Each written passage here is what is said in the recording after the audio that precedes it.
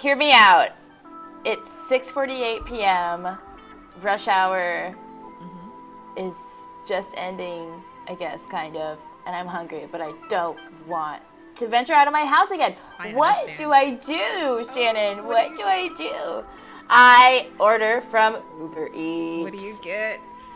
Oh, to be honest, I mean, like, Uber Eats is great because they get, like, can I be real? Like, they get fast food places. That's why I like Uber Eats. Yes, you could actually get, like, In-N-Out, like McDonald's. Okay. Yeah, anything. True. Yeah, anything. But yeah, if you've never used Uber Eats before, you should use our code and help out the show and also help out your tum-tum. And yeah, and get $5 off your first meal.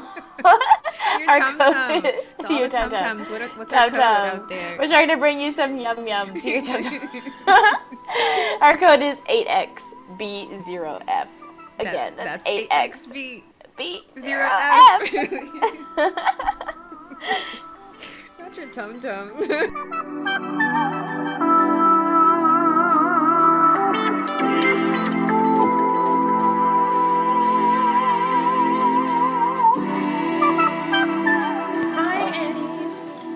Hi. Okay. Hello, Tim. Hello, hi. Shannon. Hello. Yes. Okay, guys, welcome back to Girls Interrupted. We have a special guest today. His name is Tim. How do we do introduction? I'm Tim. There's not much to introduce, but that's fine. He is our dear friend from, we all met when we were in Dallas and we used to like make movies together. Yep. Yeah. The Shining expert. Something like that. He's got, you have more than one Shining shirt. Yeah, I have probably one for every work day of the week, I think. So. Okay, so 7 or 5? 5. And you're like a scary movie buff too, right? Tim? I You like enjoy scary them. movies? I think Dabble I in the grew horror? up. Yeah, I grew up watching a lot of horror movies, and so as a kid, I think I probably watched them way too young, and then it turned me into like a weird semi-adult. I saw The Bone Collector at 6 and I've been stuck nice, at yeah. I did not like it. I had a bad time. I used to rent the double VHS copy of the first like It movie, even though it was a made-for-TV movie. Wow. I like rent that. With Tia Tamara's dad. Wait, really? What? Well, from the show. And John Sister. Ritter. Oh. Yeah. I was like, wait, they're twins. How can they only... Twins. And you've met the twins from The Shining. I've met the twins from The Shining, too. You have? Yeah. That's nuts. They were super nice. He's out here living. That's amazing. I had a Jack Nicholson crush, although... How old is he? I don't know. He's pretty old. He's old, and it's sad. Word on the street is he's kind of losing And dementia. he's never looked not evil. So why did I have a crush? It's the eyebrows. Haven't we talked about this? Oh, yeah, I guess that makes sense. Yeah. Eyebrows matter. There's something, because I have a crush too. I don't know, something about dudes with crazy eyebrows. Like, hi. Hi. That's my information. They look like they have their own mind. Can I have your number? He had that thing that Charles Manson had, like, where he grew up thinking his mom was his sister. Oh, really? Yeah. I don't think I knew that. I didn't know that either. Yeah, messes with the Well, anyway. Explains so much. Oh, well, we're already going on so many tangents. But, yeah. Well, this is Tim. This everyone. is Tim. Wolf Cantu. He's also at Tim Listens To, where he puts, like, his cool albums that he's collected vinyl. I collect some records and post some records and some music and stuff, so I didn't know that. check it out. I'm there. I will check that out. I only follow your Wolfcat collection, and you get to see it on Instagram. That's pretty neat. I'm gonna go look at it. I don't have my. I'm on my phone. I was like, "Where's my phone?" I don't have it. Okay, sorry. I do that. Oh yeah. Well, okay. So we watched The Shining. Well, some of us did. Some of us didn't. I'm not gonna say. Well, actually, only me. I'm sorry. No, recently. I am a slacker in this episode, you guys. Tim's taking my spot. Right-hand man. Yes. New right hand man. I think the most recent time I watched it was like 2 months ago, maybe. Yeah. So yeah. The most it's been a while. recent time I watched it was like 5 years ago. Okay. I'm sorry. Well, at least you've seen it. Yeah, I've seen it. But the reason we watched it is because Jordan Peele was dressed like Jack Torrance at one of the recent press events. I don't know. So we're like, oh, he's giving out the clues, so we need to go and see what is going to be in this. I love him. That's so. Yeah. I want to be his friend. Yeah. I love that he dressed up like the person. And then Annie watches a lot of Key and Peele, so she's going to have that. Oh, okay, yeah. I do, yeah. Do you watch that, Tim? I think whenever it first came out, I was so mad that it just wasn't the Chappelle Show. So I was just like, I'm not going to watch this. But then, that's but funny. then, like, I've seen a lot. Like, I watched a lot of clips, and I was like, okay, this is really good. And then, like, later on, I was just like, oh, I was just an idiot. Yeah, the clips I've seen have been funny as heck. As heck. You still haven't, like, oh, wow, okay, yeah. Y'all need to watch Key and Peele. Okay, reruns. Well, no, it's fine. I like, everyone just calls me, like, Timothy, which is, like, from that, their substitute teacher. Yeah, so that's amazing. That's a good one. Yeah, they're always, like, really cerebral. You have to, like, really think about that, which makes sense for the way he makes scary movies. Yeah, definitely. Oh, my God, yeah. So today we're talking about Us. Yeah, we're talking about Us. If they couldn't tell, because we're talking about Jordan Peele a lot. One time. Oh my God! You were she is throwing me under the bus, you guys. Tim saw it twice, and I saw it 3 times. It's only been out. You saw it 3 times? Yes, wow. I saw it twice yesterday. Once because I need to take notes, and the second time because my mom made me go with her. So. Made you? I can't. I'm gonna go see it again, like today, even though I didn't see it before we recorded. I'm sorry. I got a frog in my throat. But it's a really good movie. Like, I want to see it 3 times. Yeah, okay, so we're gonna, so let's, do you guys want to gush before, like, in a like, no spoilers, just, like, a few minutes of gushing? What do you think? What are your, like, thoughts about, that. That's no problem. How did you walk away? First impressions. Yeah. So, I must say, the first time I saw it, I personally was disappointed. And it's because I had such a, like, high expectation. I think it was marketed as, like, this is going to be straight horror. Yes. Like, there's not going to be any question about what it is. And so when I first went into it, I think I was expecting a little bit more. Mm-hmm. And so I ruined it for myself as far as, like, my expectations. Yeah. And then, so the second viewing, I loved it so much more the second time I saw it. And, like, the thing that I kind of, like, wrote down in my notes whenever I was taking them in the theater was just, like, fun. Like, this is a lot of fun. The whole time I was just, like, having a good time watching it. And yeah, it seemed like Jordan Peele kind of is such a horror nerd that he definitely puts a lot of heart and fun into the movies he makes. Yes, definitely. I think I loved Get Out so much, and it's so hard to compare them. Mm-hmm. And since he was saying that it was going to be just horror, I expected to be scared more, but he doesn't follow the same rules. It's not like going to be a jump scare. You're not going to, like, turn a corner and someone's going to be there trying to stab you. It's like you walk away, like, thinking about it and, like, ruminating, and, like, you have to go back, and, like, it is better the second time because you're like looking for things and seeing it a whole new way. So, which is, like, what I kind of love in horror movies. Like, I guess in more recent, I think last year, Hereditary came out, and that was one of my favorite. I love that movie. I've still not seen it. Yeah, I'll let you borrow that. Okay. It's like one of my favorite I love horror Toni Collette, movies. so. Yeah, she was. She's never. That movie's fucking. She bad. Yeah, it's true. Like Sixth Sense, she was great in that. I cry every time she cries in the movie. She said she saw you dance. Yeah. But yeah, so and I feel like that movie also was just like that was a Sixth Sense reference. Yeah.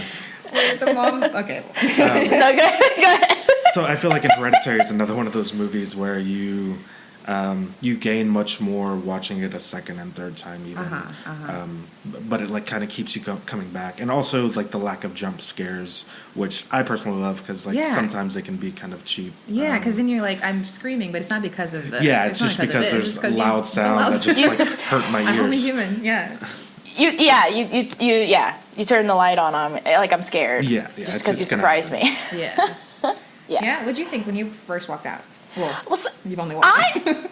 I know, right? Hey, okay. I'm 1 time, Tim is 2 times, and you're 3 times. This is actually perfect. Yeah. So, shut up. No, I'm kidding. I'm kidding. No. I just didn't have time. But, no, I loved it. I don't know. I probably went in with lots of biases because, as we've already said, like I am a huge Jordan Peele fan, and I let you know. What does Lupita? I was like, I'm gonna, yeah. Oh my god. Yes, oh my god. Yes. That's what I was like. And Elisabeth Moss, her moments. Tim Heidecker. Yes, Tim Heidecker. Terrifying. I love Tim Heidecker. I didn't know he was in it even. See, neither did Mickey. We were like, oh my god, look. But I was just like blown away by the performances. I really liked, because sometimes I feel like with scary movies, they don't, and not like the not the big hitters, like not like movies like The Shining, but just scary movies in general. Mm-hmm. Sometimes they don't wrap up things. It's just kind of like, okay, that's like their problems are gone. But I really, really liked how everything was kind of tied up in a nice little bow. Do you know what I mean with this movie? I disagree. Really? I think there was. I understood Lupita's story. I don't know. Yeah. Well, I think the things that were meant to be wrapped up were definitely wrapped up, but then there was like. Oh yeah. I still had a lot of questions. I have a lot of questions. Also, I guess with the family. Okay. Everything's wrapped up with them, and that's all I cared about. Yeah. True. Yeah, there's so much more effort here than a lot of movies make, and just like the creativity. Like, I love a conspiracy. I like. All right, let me introduce the movie. Okay, so it's got a 95% on Rotten Tomatoes right now, 7.6 out of 10 on IMDb. It was distributed by Universal Pictures. The budget was $20 million. The box office, I guess that's. They only have Thursday and Friday's numbers, probably, is $29.1 million, so they've already made really? that. Okay, good. Wow. Okay. Sweet. That means people are fucking seeing it. That's great. 2-hour movie. And they're putting it as mystery thriller, even though Jordan did say horror. I hate that they do that a lot with horror. Whenever they get really big, they always just put the word thriller in there to kind of soften. Yeah, or really. I don't know. Personally, I think it's just like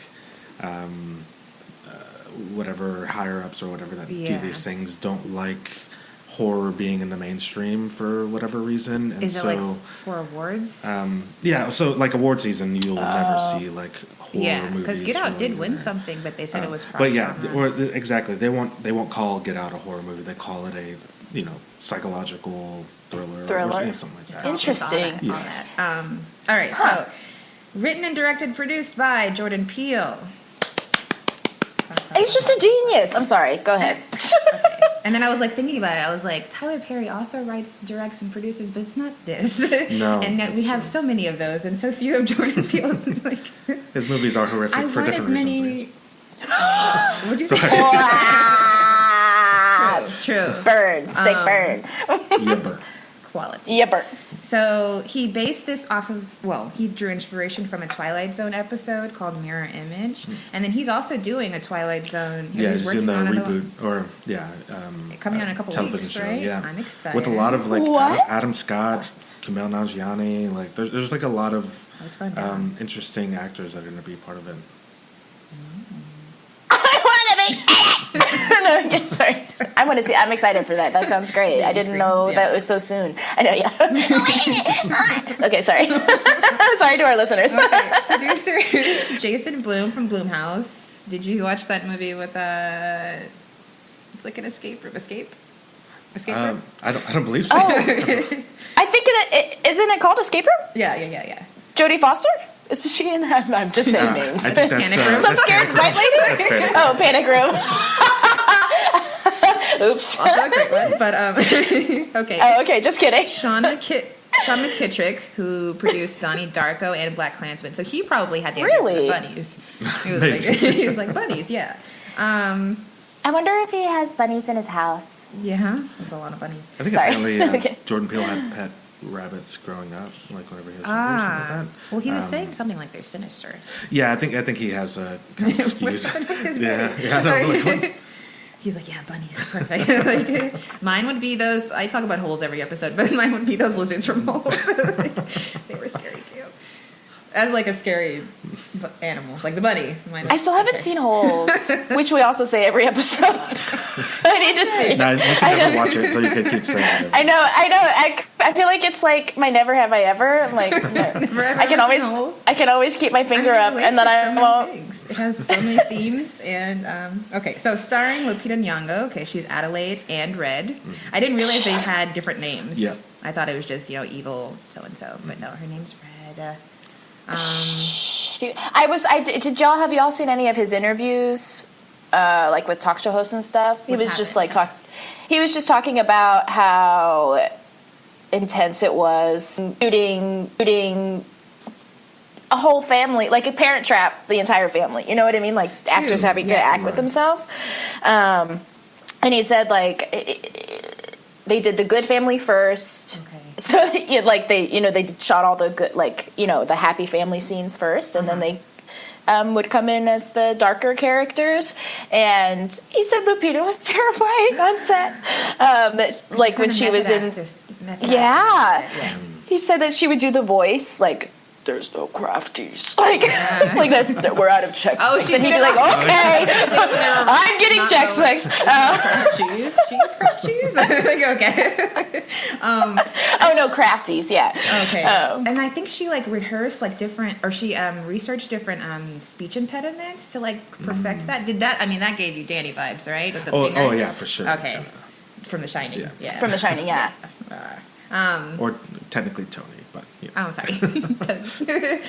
No, correct us, Tim. Correct us. No, sorry. I was calling him Tommy when I was writing earlier. So some of my notes Tommy from The Shining. Winston Duke. So he's Gabe and Abraham, huh? He was okay. So he gave us humor. He was there to soften the intenseness of the movie. And not to be too spoiler, it was kind of a useless dad. I like that he wasn't saving anyone. Right. She's I don't know. Is it? Do I want to say? I want to say it now, but at the same time, I want to wait, but I don't want to forget it. Okay. Can I say it now? No. Okay, I won't. No, it was just about our scoring, how this. That's what I really liked about this movie is we had a really strong female character, and she still had a. I feel like there's a big star, the female character is the focus. Usually, it's I don't know. All-female cast or something, or especially with the movies we talk about. Sometimes her flaw, she's so strong. Yeah, but you're right. He was kind of a useless husband, but at the same time, you're save him. No, yeah. But I don't know. I really liked that. Yeah. Okay. And the kids are not annoying in this movie. Let me just say that. For sure. So we had for the kids, we had actors. Oh my God. Shahadi, Wright. So she's going to be in Beyonce King. She is young Nala. And she said really? she's already preparing to meet Beyonce at press event. She's getting her greeting ready, which I would too. I agree. I appreciate Aww. it. She's really, really cute, and she was really good. So she was so Zora good. and Ombre. The son, Evan Alex, he's Jason/Pluto. I couldn't find any. He doesn't have a Wikipedia page yet, but I'm sure it's coming because he did that. Did y'all have rambunctious audiences? A little we bit. had a rambunctious. Please be quiet. I did the second, really? the second viewing, which I think was good that I didn't the first time, and then the second time, I guess, added to the fun of things. Yeah, I was I'm trying to take notes here. Hang on. What happened? It was a little distracting, but it was fun. Yeah, it was fun. yeah. They were like Jason. That's all I was going to say. It was every time it was Jason. We had Elisabeth Moss, so she was Kitty and Dahlia. She kind of had that moment that the other woman had in Get Out with the no. Where that intense moment where she's crying and laughing, or smiling and laughing. I feel like we got that again with her when she has that scene where she's chilling, looking out the I know exactly. Okay, yeah. Okay, Tim Heidecker from Tim and Eric. Also, my comedy boys. I love this. Or were those drawn on? No, I think they were all fake. I don't know if he has any. Yeah. And then then we had Yahya Abdul-Mateen too, the dad. I'm only putting him out because he was really handsome. He was hot. Yeah, hot. And then the mom. Wait, I'm sorry. Anna Who was Diop. her dad? Oh, I don't have the name of the little girl. Of the little baby Lupita. She was she was the one really that says introducing. Okay, Madison Carrington, cool. I remember that. And then when I saw the twins, like when I saw on the billing Kate and Noelle Sheldon, I was like, no, not twins. So yeah, twins. Those are the twins. I see. Oh, okay, they're the teenage twins. He's gonna do twins. Okay, we're going into this. Go ahead. Okay, yeah, that I can wait. Yeah, no, go ahead. Okay, we're finally starting. I can wait now. It's been a long time. It's been 18 minutes. That's not that bad. So, and how I think we need some structure. So, the ending changes the way you see the whole movie. So let's save the ending till then. What do you think? Yeah. Okay. Well, I'm just saying because like. You're saying like that could affect how you. Gotcha. Because I guess we are talking about this different than other movies we talk about, huh? Yeah. We'll try to. Yeah. Keep that to keep it to ourselves, but also don't. Let's start talking about it now. Over into spoilers now. But sure, what are you doing? Why are you not watching the movie first? We can wait to talk about the end till the end. Okay, we'll get there. We'll just go through. We'll go on a journey. All right, so we're starting. And we get this title sequence, or I'm sorry, this not even a title sequence. It was before. Title sequence happens. It was like talking about the underground, and tunnels and things like that. And I was okay. Immediately hooked, though. Tunnels. I was like, Underground Railroad. I thought that wasn't all the way underground, right? But they had tunnels, right? Right. Yeah. They had tunnels. Okay, so we're there. All right. Speaking, that was like the first thing I heard coming out of the theater the second time. So, like a group of people were talking. I was just kind of listening what they were saying, and they were like, "Well, no matter what you think, we can all agree that that movie was about the Underground Railroad." So, interesting. That's a bold theory. I was just like, okay, wow. all right. How? I have some questions, okay. but we'll get into that. No matter what, we can all agree. Yeah. I was like, whoa. No matter what, we can all agree. You should have interjected and been like, excuse me. Don't cut me that. Yeah. So we start off, okay, we got a TV scene. Like, it's like right up on the TV, which kind of happened in The Shining a little bit, right? Where the guy who also has the shine is watching the news. Yeah.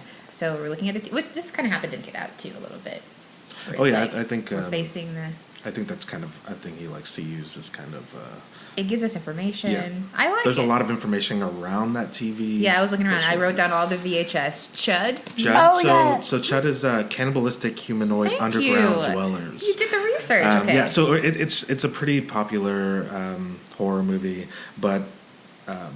I guess the part that really relates to us is the underground dwellers part. I mean, it's or human, even human. Okay, so all these movies are supposed. Okay, so we had Chud, we had the Goonies, of course. So there was that guy hiding. Well, also in the Goonies, it's about underground tunnels that that's them the one with sliding. The Mountain of Gold, right? They're sliding down and they find the pirate ship that's underground. Yeah. So another reference to an underground world or space that we don't know about. Okay, Nightmare on Elm Street. What did you get out of that? I think Johnny Depp in a crop top. Yeah, and it's getting stuck into a bed. I think that was.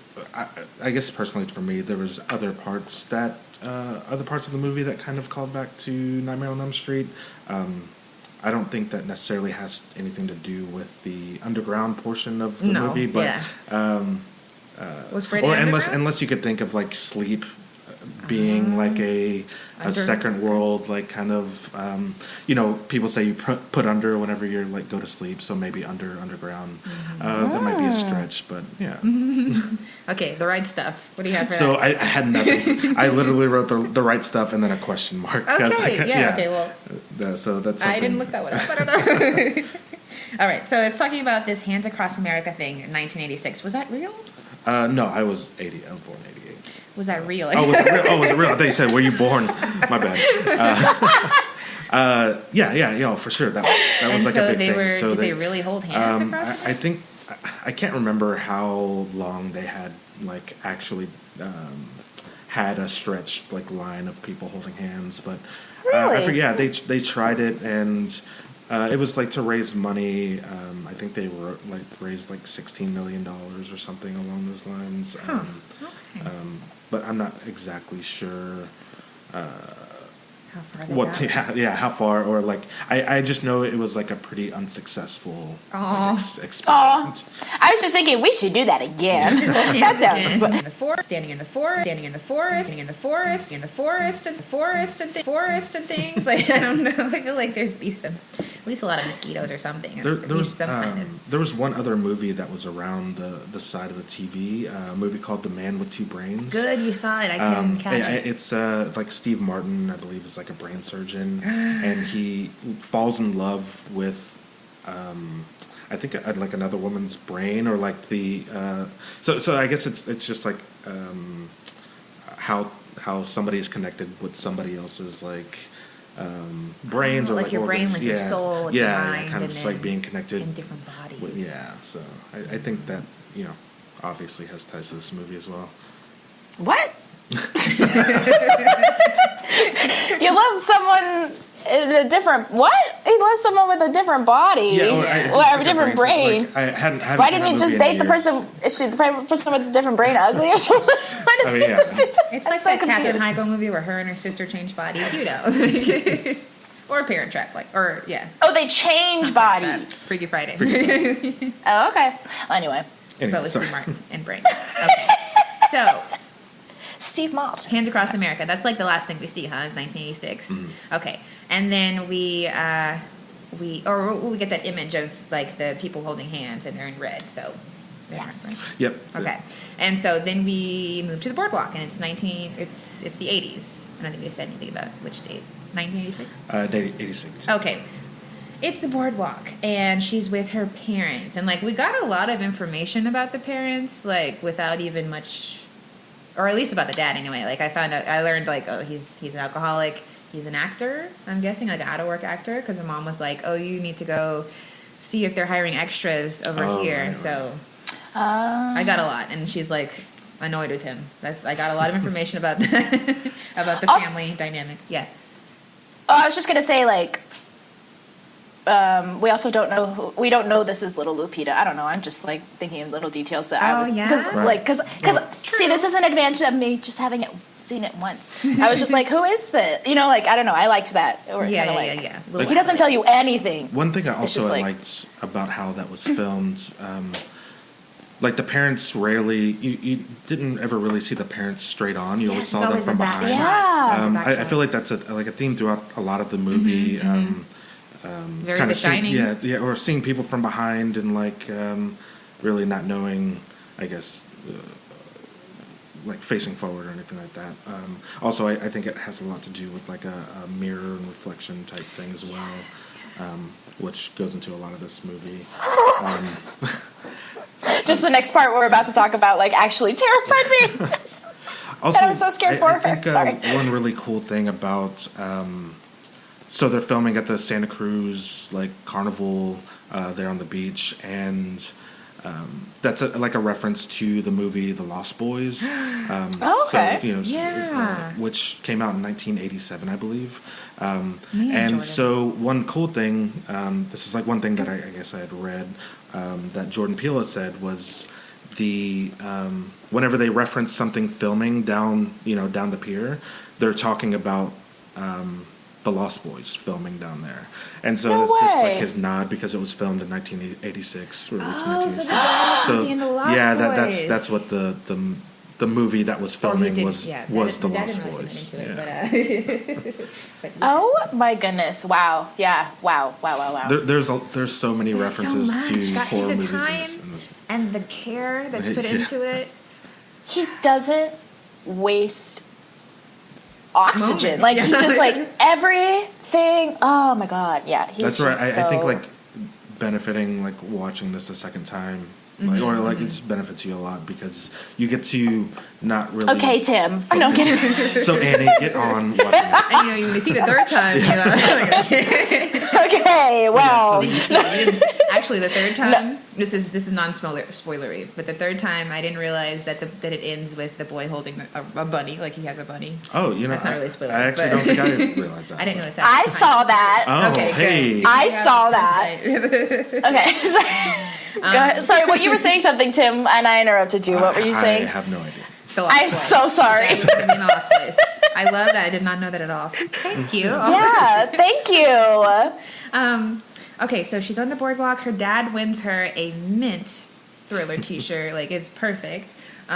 Which is another ode to black horror, right? Because that is a scary music video. I think it actually won like short film awards because it was technically 16 or 17 minutes long, I think. Yeah. Scary music video. Like, girl, don't go in the house. Don't go in there. So she. When did they walk by the guy holding the Jeremiah 11:11? Only her. She's. That's when the mom's like, I have to go to the bath, or she's like, come with me to the bathroom, and she's like, I don't want to go, because she's watching her dad play the game. Like they're at the, is it a carnival or a fair? Yeah. He's playing like the whack-a-moles or whatever, and he's like, and he's very bad at it, by the way. Yeah, he is terrible. Drinks, okay. He's strong. Though. The Jeremiah thing happens right when she wanders off by herself. When you're as an audience member, like, no, bad daddy. Yeah, he cannot watch kids. And that comes back up later in the movie too.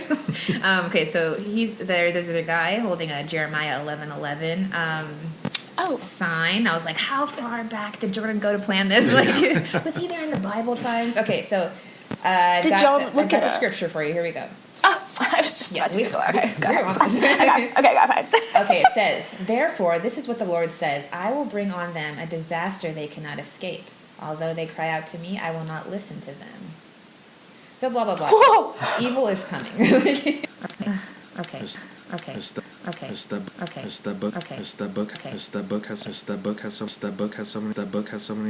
book has so many answers, I guess. That is a chilling Bible verse. Just like that's one of those ones that's like, sorry, God. 11, like they're twin number. Like 11 is a twin number, and then they're the twins in the. Okay. I have a lot. There's so many 11s in this movie that are. You were tracking 11? Oh, I have a lot of times. I started tracking circles. Okay, interesting. And I was just watching. You were just watching. I can't see you guys in the FaceTime. Okay, sorry. That doesn't. Okay, sorry. The FaceTime. But I miss your faces. Okay, go ahead. Yes. So they're going to. There's like this creepy abandoned Hall of Mirrors, right? Which could be like the maze in The Shining. Right, yeah. What do you think? Yeah, I can see that. And it's called Vision Quest: Find Yourself, right? Find yourself, literally. So she wandered. She got lost from her dad. I think you already kind of said that. And it's nighttime. It starts to rain. She's by herself. She's got a cute little candy apple. She goes into this. She drops the candy apple right before she enters it. And to me, I think kind of like, huh? It's very wasteful. But I kind of like interpreted that as like a loss of innocence almost. Yeah, this is a cool lightning storm too. I like this. Yeah. I like a lightning storm. So she goes into this fun house. She's lost from her parents. She goes into the fun house, and the power goes out. And she's trying to find the exit. While she's in it. Yes. Nobody else is in there. Sorry. It's not a ticketed event, I guess. You just come on in when you want to. So she went in, and she finds a little girl who looks... She finds the back of herself. Well, she doesn't. Which is like the most chilling thing. Point. Okay, yeah. So it looks like a reflection, but if you're looking at your reflection, you should see your face, not the back of your head. So it's really scary. Which is like continues this motif of seeing the back of people. Yes. I after this movie, I went to the bathroom to use the bathroom, and I washed my hands, and like there's like mirrors everywhere, and I could see the back of my own head, and like I was like, if she turns around, like, I'm scared. This is not good. Jordan Peele also said in that same interview where he was talking about working with Lupita that he had. So he said he got inspiration from everything. What was the show? What is it called? Twilight Zone. Twilight Zone. Because in the interview, I thought he said he had a nightmare where he like saw himself across a lake, like the back of himself across a lake. Yeah, I'm sure that. Probably, yeah. But he said he was like, that just scared the shit out of me. And he rewrote a whole movie about it. He saw himself in the nightmare from the back of his head. Like he saw himself. Yeah, exactly. So so this little girl, she has little pigtails, and she stumbles upon the back of a little girl with pigtails, and then it cuts, right? Well, then we cut. It cuts to the bunny. So we have the opening, the title sequence. And then the title sequence. Very slow panning out, very Kubrick, with like Latin shrieking. I don't know. I absolutely love the score. The score was so good. Who did we say it? Michael Abels did the score. He did that incredible remix of Luna's, and then also he did Get Out. He did the score for Get Out. Yeah. Oh, okay. Yeah, he's brilliant. Yeah. Yeah, and so in that zoom out, I counted there's 11 cages in each row. Really? You took to do that. Yeah, there's 11 cages, and I don't know if there's some relevance to like the which rabbits were put where. There was like maybe 3 like fully brown rabbits, and then some that were spotted, but I believe like the only pure white one was there in the center with the red eyes. Yeah, so it was. Yeah, oh my God. I love. I also miss movies that have like title sequences like that, or just like any title sequences, because a lot of times they just jump straight into the movie, and then they'll put certain names up there every once in a while, but while action is like going on.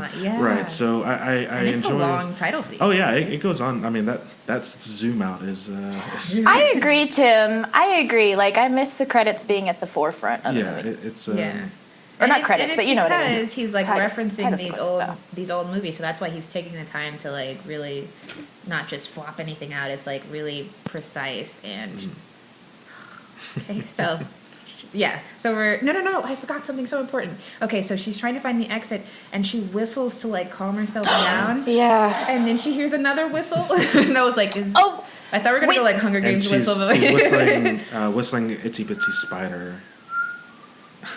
Oh, is she? Yes, I didn't even.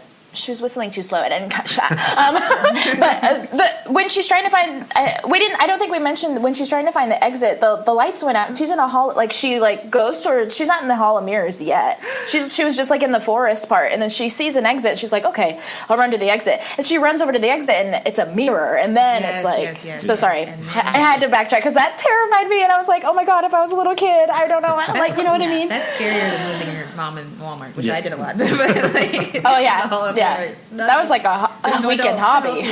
There's only yourself. There's only yourself. Okay, but yeah, the whistling was scary. The whistling is awesome. Did she hear it? Then someone whistles back, and then no. Okay, so yeah, and then we have the rabbits. Latin singing, and then a little bit of trap music. Okay, so we're doing the traditional. Because like we do that Latin.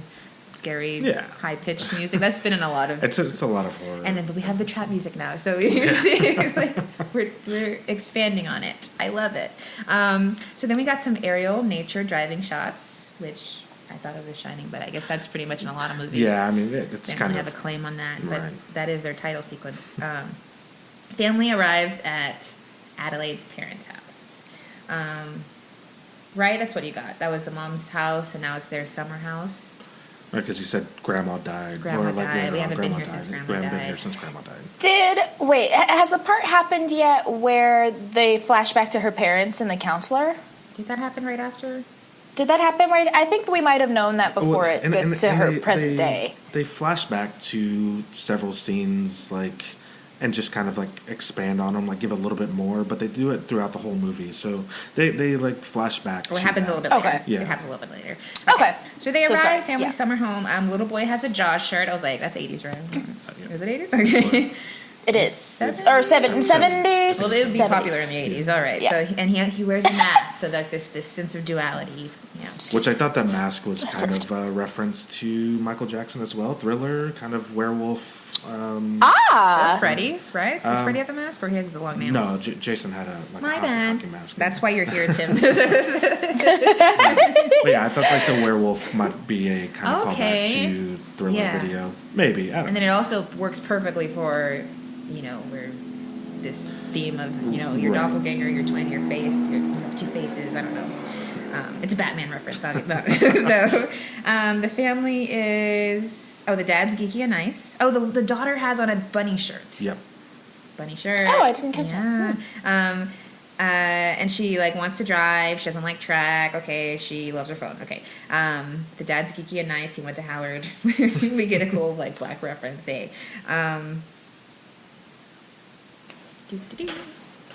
the dad wants them to go to a beach because he has some friends, like a friend family. What do you? They're friends with his family, and they're gonna go and see them at the beach, and then she has a flashback we're seeing the flashback. So it's her. She's young and she's at like a psychiatrist office. Like, she's playing, but her parents are talking to a therapist of some kind, and they're like, she's not talking. We can't get her to talk. We don't know what's wrong. It's all because of that incident. And he said it's only 15 minutes. Like, what could she have done in 15 minutes? But like, as a kid, like 15 minutes is the longest time, especially when you're away from your away from your parents or away from anything that you feel safe. And so they say, the professional says, make her do art, anything, like make her draw, make her some way that she can express herself without talking, so that it'll make her open to talking, I guess. Also, she's playing with animals, like in that look like a little like sandbox or something, and the one she puts in the center is a rabbit in the center of all the animals that are standing there. She puts a rabbit. And this is she's very like Tommy, because he had that issue too, where he was Tommy from The Shining. Oh, Danny. Danny. Yeah, see, I wrote down Tommy. You see. Tommy. Yeah, he. He had something going on too. Well, I think that stemmed from like another incident, I guess, with his father, kind of assaulting him. And then like breaking his arm. Yeah. But this was a little less severe. Yeah. Well, her? No, or like his situation, or her situation. I guess as far as what the dad did to her, the dad just left her alone. It wasn't the dad's fault, but she had her own trauma. So the dad is trying to be tender, and that kids kind of like, I don't know. Yeah, I thought that was so like insincere. Like he was just like messing with her ponytail and was like kind of gave her a pat on the head. It's very relatable though. To be honest, I thought for like a split second I was like, oh, are we gonna like see? I don't know. I was just like, is he not gonna come back or something? Oh. It kind of seemed like well, I broke you. Bye. I don't know. Okay. So it was sad to me. I was like, it was very like it was sad. So Adelaide is staring, like we're back in present day, and she's staring at the coffee table, and there's like a giant fake spider, and then a real spider is crawling in front of it. Which I think kind of adds to the itsy bitsy spider whistling that happened earlier. Yeah. So she doesn't want to go to the beach, right? But the dad kind of like convinces her into it, and she's like, okay, well, we can leave before it's dark or something, because they're going back to the exact same beach, because of course this is the mom's old house, so they're going back to Santa Cruz Beach. Yeah, and she won't tell him. She won't tell her husband why she's so upset by the beach. She hasn't told him anything that happened in her past. She's just like, I don't want to go. I don't want to go. So she goes to the basement, and she's looking for Jason, the son, and she has a flashback to herself, very young, doing ballet and like staring at the camera. I don't know, giving us that weird creepiness.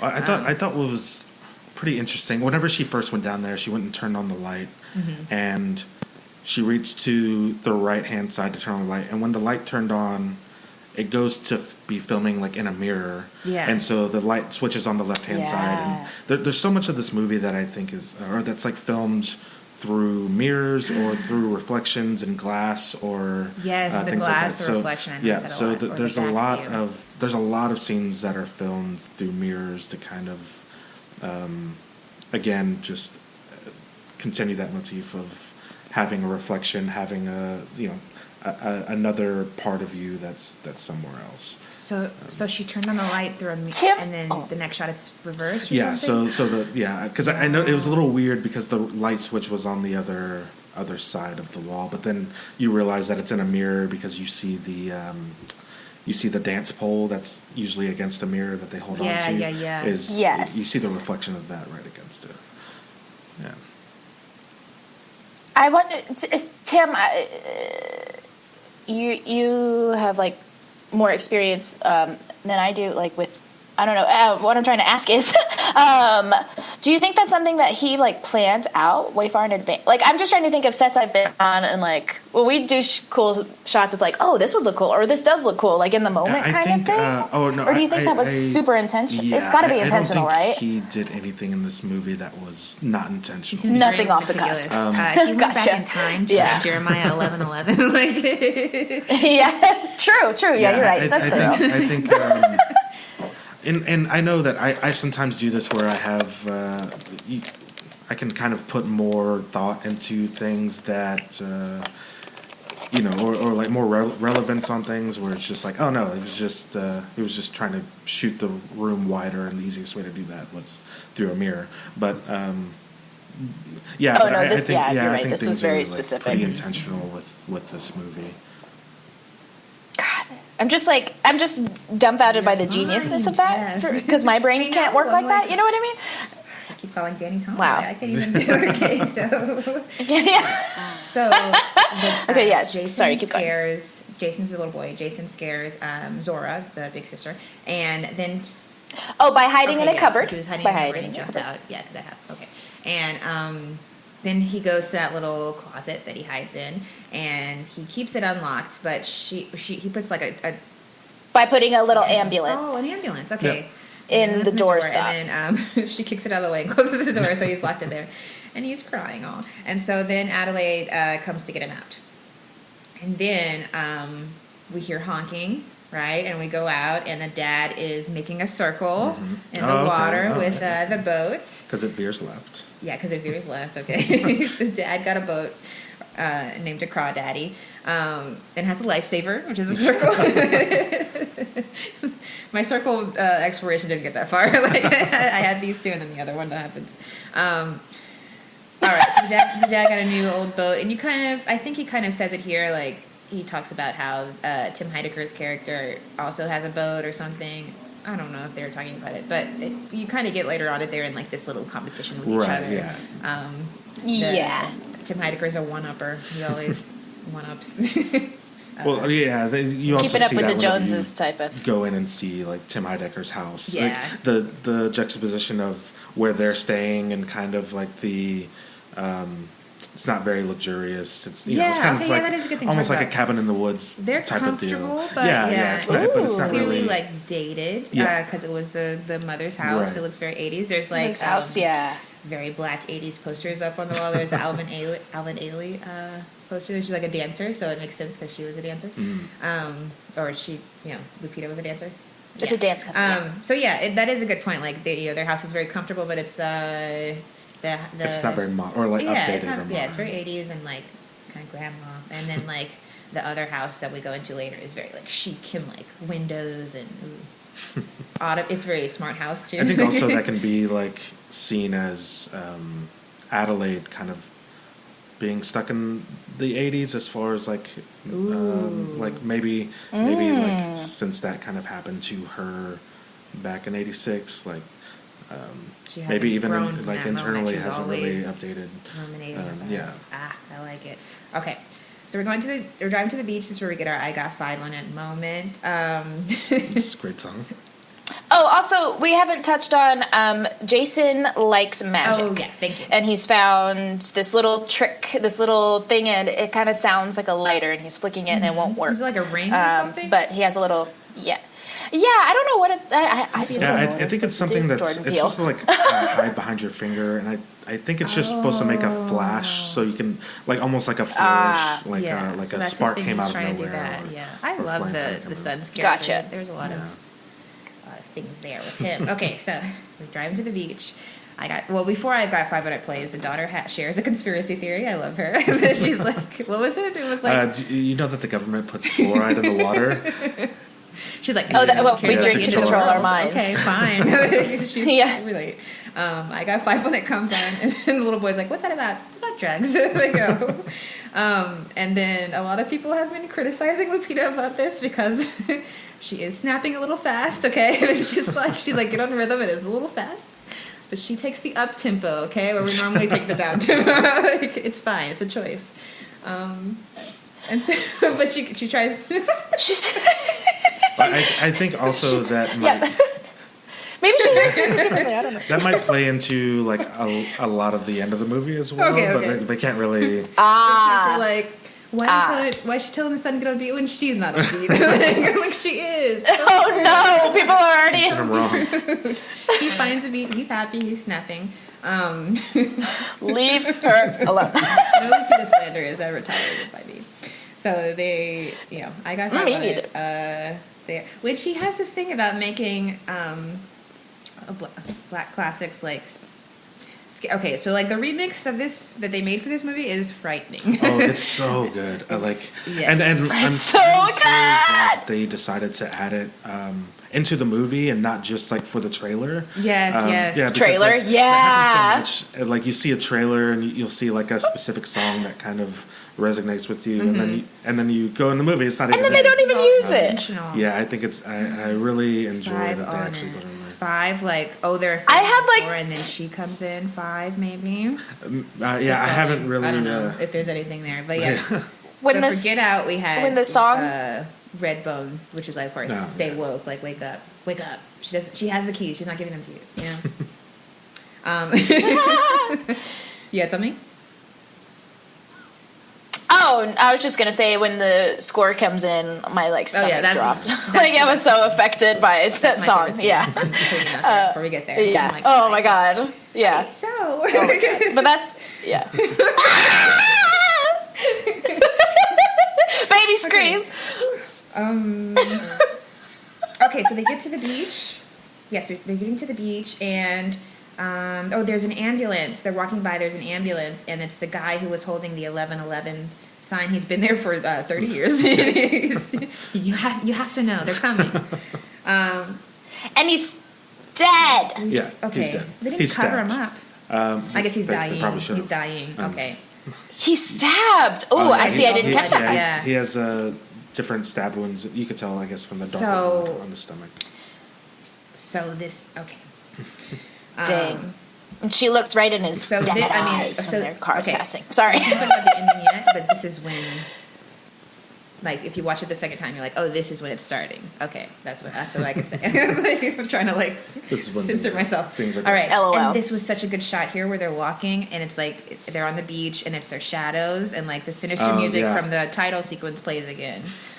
Did you like that shot? Do you know the shot? Yeah. Oh, are you asking me or Tim? Or both of us? Yeah. Okay.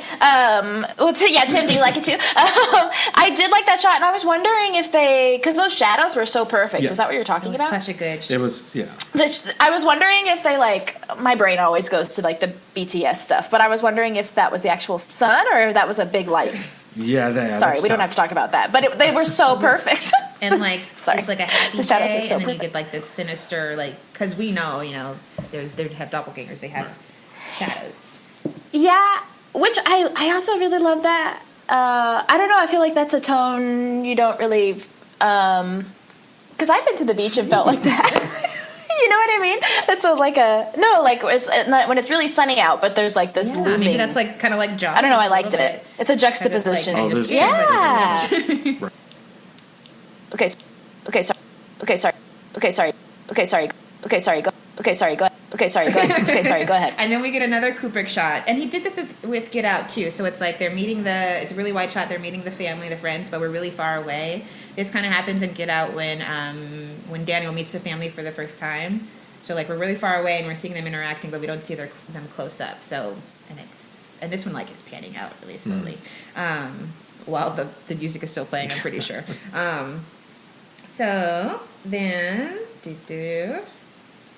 So that's whenever they meet up with the Tim family. Heidecker. Yeah, Tim. Then they're hanging out with Tim Heidecker. Like, you gotta have a backup generator. You gotta have a lot of that. Well, he's like, oh, you got the boat? And he was like, oh, did you get a little dinghy? Or, he's just kind of ripping on him. Oh yeah, and he's like, oh, do you have a life preserver? And then later on, I think he says something like he wants to be like that. Like the dad really is trying to be like that. So the dad is always trying to get to that level. But he's not I think it might just kind of. I think it's also kind of frail male ego, kind of it becomes like a dick measuring contest, and it's just kind of Do you think it kind of says something about class? Because I feel like the movie does talk about class. I think this whole movie is about class. But... When we get there, we'll get there. Okay, so... Yeah. And also Elisabeth Moss and Lupita have a conversation, and Elisabeth Moss is your, typical, I don't know. Like, I don't know. Yeah. Why? Give me my wine, honey. Rosé. Yes. I really resonated with Lupita when she was like, I just talk. I know you like that. I have trouble with, isn't that what she says? I'm damaged. Because Elisabeth Moss is like trying to engage her in like small talk, and Lupita's just kind of like, I have trouble talking. But anyway, sorry. Just cuts. Our husbands are friends. We don't have to really do this. Well, then she's we don't have to about, do this. Like getting plastic surgery. Yeah, like she's talking about very like vain things. Like she's like, look at this in the magazine. It's like gorgeous and things like that. So you can tell she's very kind of like surface level. Or like seemingly kind of surface level. Yeah, it's so interesting. Okay, and then like this is I didn't point out the first black flag shirt. This is our second black flag shirt when we see the twins for the first time. The other one was the guy who gave him the Thriller shirt, I think. It's the guy that works at the Whack-A-Mole. Thank you, station. Tim. Thank you. Sorry, why is the black flag stuff significant? I was noticing there's more than one. What I think, black flag symbol is for kind of straight black box. Well, I think it's 11/11. I think it's just to kind of continue that motif of 11/11. Also, I think the first guy's wearing the shirt where there's like a guy punching a Nazi in the face, and it's for a specific album or a specific song, like Black Flag song. And a lot of the lyrics in that song kind of almost resonate with this, like saying, you're one of them, like I don't trust you, you're one of them. So, yeah. The research. God. So, interesting stuff. Yeah, thank you, His Tim. notebooks must be crazy. Like, I can't imagine. Like, this going to tie to this. I think it's mostly just like you know that, I know. This It's Always Sunny meme where like all the Charlie lines Day is like trying to explain. That's what it totally looks like. It's just like me like trying to find like the best taco truck. The ramblings, yeah. So then so then it flashes to the kids. You see the twins. The twins are like not flashes. They're like the daughter's age, I guess. And they're kind of. I did not know that I'm sorry I interrupted you. I did not know that those twins were Tim Heidecker and Elisabeth Moss's kids. And I just thought they were random bitchy teenagers. Sorry, I was just like, why are they picking on this kid? I pieced it. Like, get out of here! Because I think when they first walked up, Elisabeth Moss goes, "Look who it is," and you could see both of the girls waving. Okay, yeah. Yeah. Oh, okay. I didn't. I was twins. They're here, and they're doing flips. They're doing flips, and they're making fun of the son, the Jason, because he's kind of Jason. Well, they crash into his. I know, and they're making fun of him because they crash into his. Well, yeah, tunnel. and he's building a tunnel. He's building a tunnel, which is another. I'm sorry, I'm talking a lot. Go ahead. No, yeah. So. Yeah, they just kind of flip into his tunnel. Where like most kids, you see building like sandcastles. He's building down. He's building like tunnels underneath. Oh, that is an interesting. So he has to go to the bathroom, and he walks by the Find Yourself place, and he also walks by. No, that's after. Okay, never mind. He walks by the Find Yourself place to go to the bathroom, and then Adelaide starts noticing coincidences. Right, so the frisbee. Somebody throws a frisbee at them, and it lands perfectly on the rug on the polka dot. Yeah, and she circles. So I was like, I went back to look for circles. And so that came up. She picks it up, and it's perfect, and she's like freaked out. And then the sun perfectly aligned is what perfectly means by that. it. Sorry. So the son, Jason, sees the 11 or the guy who looks like the 11/11 guy, because we saw him in the ambulance, right? He's got red on underneath, and he's got his army jacket over it, and he's like, his hands are bleeding. But the shot that we see is from behind for both of them, and that's like later on what he draws is the behind shot, which is not how you would draw that. You would draw the guy, Okay, so Adelaide freaks out, and she's looking for the son, and she finally finds him, and they go home. Right? Anything to add? Yeah, no. Yeah, nothing There's not happens. much, Yeah. I think happens after that. Okay, good. At the beach, at least. All right, so we go home. She's staring out the window. And she sees 11:11 on the clock. I think first she puts her. Well, Puts the son to bed. Yeah, she's in the living room. She freaks the. Sorry, real quick, because I want to just for stakes. Like she freaks the fuck out at the beach, which I think is also as a call out to call back to Jaws. So then, when they get to the house, she's talking with the son, and he's the one that's like, "Look, Mom, 11:11. Sorry, 11 on the clock." And then she sees on the clock. The fact that he drew himself from the back, looking at the guy in the back, that freaked me out. What do you? It's you don't normally if you're going to put yourself in a picture, you usually put yourself facing forward. Or what you saw. Or what you saw. Yeah. Later on, we'll talk about this theory, but I'm just. I think I might know where. All right, so the son drew him from the back. Okay, and it's 11:11 o'clock. Adelaide puts the kids to bed. The daughter's still on her phone. I wish we had a little bit more with the daughter because I love how much they did with the son. Yeah, but I guess the daughter and the dad. I also like there's certain things we didn't talk about the daughter. Like she doesn't want to do track anymore. Like we find this out at the kitchen table. Like she likes conspiracies. Yeah, she's like into that. But I think she has a nice progression in the movie. Like that we'll see later on. Kind of. Her progression as a person.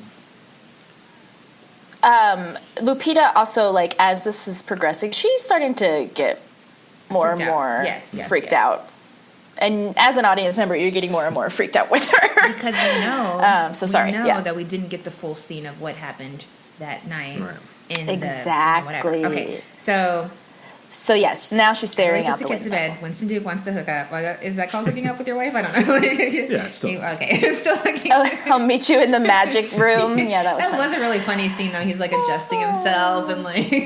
Well, that bed is I noticed before that he's in the living room watching a baseball game.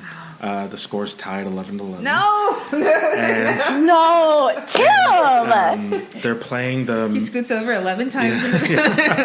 And they're playing Minnesota, which is the Minnesota Twins. No. Yeah. Shut up. God, Annie. Wow. It's really creepy. Oh, is that her reflection back there? Is it? I don't know. Your reflection. Oh yeah. Oh, you guys can see me still. Okay, That's not fair. And we can see your reflection behind you. Oh, sorry. So anyways. And now I'm scared. Now I see her. Who is that bitch? Okay, sorry. Okay, so what's happening, guys? We're Adelaide here. Okay, so Adelaide, she gives like this. This is a big Lupita moment. She has like probably like 3 really big speech moments in this movie. I would say. I mean, Lupita the actress.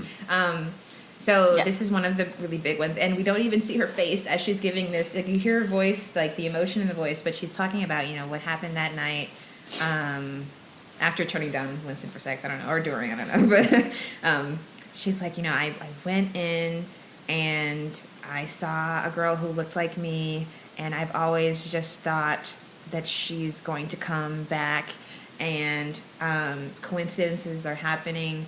And I think she's getting closer, and I'm afraid something. That's essentially it, right? Right.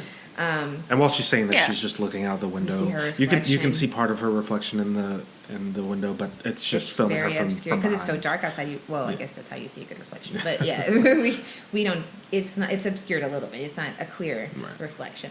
And she eventually breaks it down to the husband because at first he's like kind of making fun of or. He's not. He's just kind of like, this is so. Can you imagine being in his shoes? Like so rant. Like he was just kind of like, okay. He wasn't taking it seriously because he thought she was just kind of freaked out. I think, like maybe nightmare freaked out. You know what I mean? Probably doing what like a lot of guys do. Just like, oh, don't worry about it. It's like he's nothing. like, there's like she's coming. I mean, I could fight you. Yeah. So. Yeah. Oh yeah, that was. Was like the father in a lot of these scenes has very funny he's very funny. He does like. And he's from Black Panther. You recognize him? That's from Baku. Oh, I did not. I don't think I knew that. Thank you. I know I recognized him. Doesn't the actor himself, especially with the glasses, doesn't he? Like remind you of Jordan Peele. Sure. And Jordan Peele would be really goofy in this situation, wouldn't he? Oh my God! Don't worry about it. Like, yeah. I'm so excited Jordan Peele's an actual dad. Like, oh. yeah. I'm sure he acts just like that. Okay. But anyway, what were we talking about? So we're talking about us. Sorry, I mentioned Jordan Peele in my brain. You know, we do a little show here. So the power goes. What is that?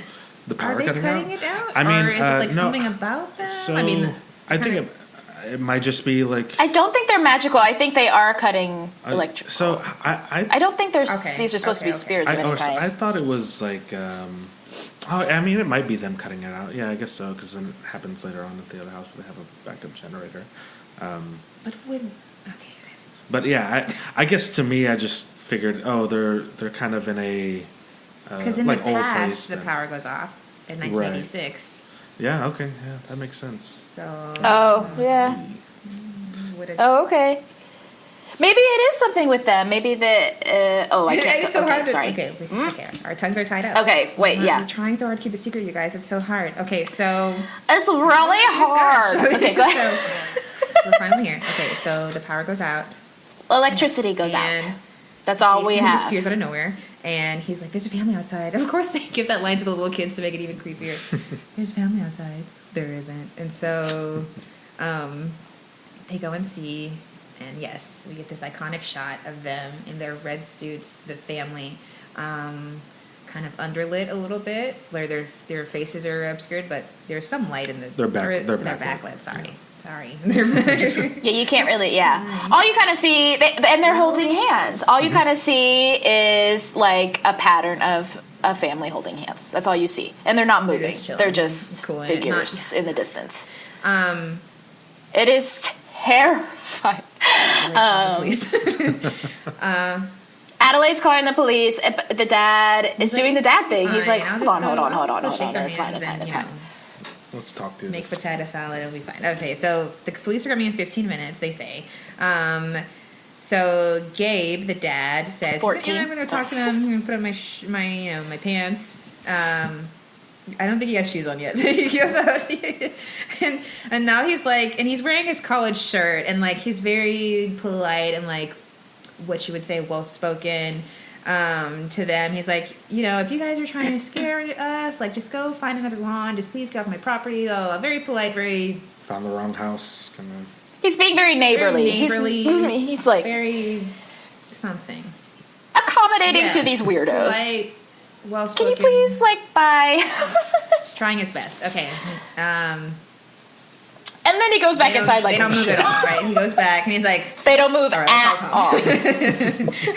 Yeah. And then he puts on his shoes. And then he goes he's back like, Give out. me the bat, blah, blah, blah. He goes out, and then we get a shot of the family, and Adelaide is clutching the two kids, and she's like, Zora, put your shoes on. Which is a big fear of mine, and why I sleep with shoes next to my bed in case anything goes off. Like, when you don't have shoes on, you're very vulnerable to anything, like attack. Like anything. I think of just like years of running around barefoot whenever I was a kid. Oh, you Just have like a thick. Well, I guess we are yeah. naturally supposed to be able to do that. Yeah, the Flintstone feet. Yeah, That's true. Yeah. So yeah, My feet. I sleep with shoes next to my bed. But yeah, I she's think like, it's put your running shoes on. Zora, put your shoes on.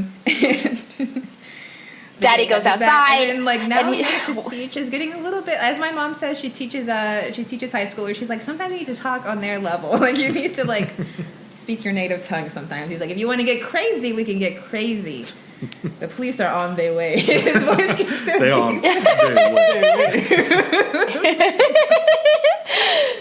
And yeah, he's definitely like puffing out his chest and like he's got the baseball bat and but then they still scariest thing that can happen. One of them clicks their or she makes Adelaide, some kind of sound or she, something. like, She clicks her fingers. tongue or she does. I don't know, something. but then like the children like vanish, and one of them like crawls or runs like. the figures just As scary as it can be, and then it's the just like, huge one, oh shit. The giant one. The huge shadow is running right moving toward me. towards the house.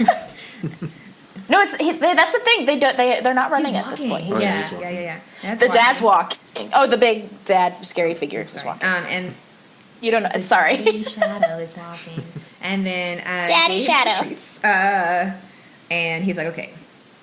Is this where he asked for the police? No, I think that was later. Earlier. Sorry. Or earlier, yeah. I think they're crazy. He just gets inside. All he does is walk inside. He tells them that they're going around the house. Lock the door. Okay, and yeah. So Zora tries. Oh, okay, yeah. Is the door... Oh, yeah. And she's like, my window's open. That was so scary. Oh, my God. Sorry. The window's open. So, yeah, Zora... Is this like you thought you were safe? Zora runs... I left my windows open. What about your doppelganger? But... I have bars. I'm sorry. Yeah. So, yeah, they're pounding on the door, and they're going around the house looking for entrances. And then...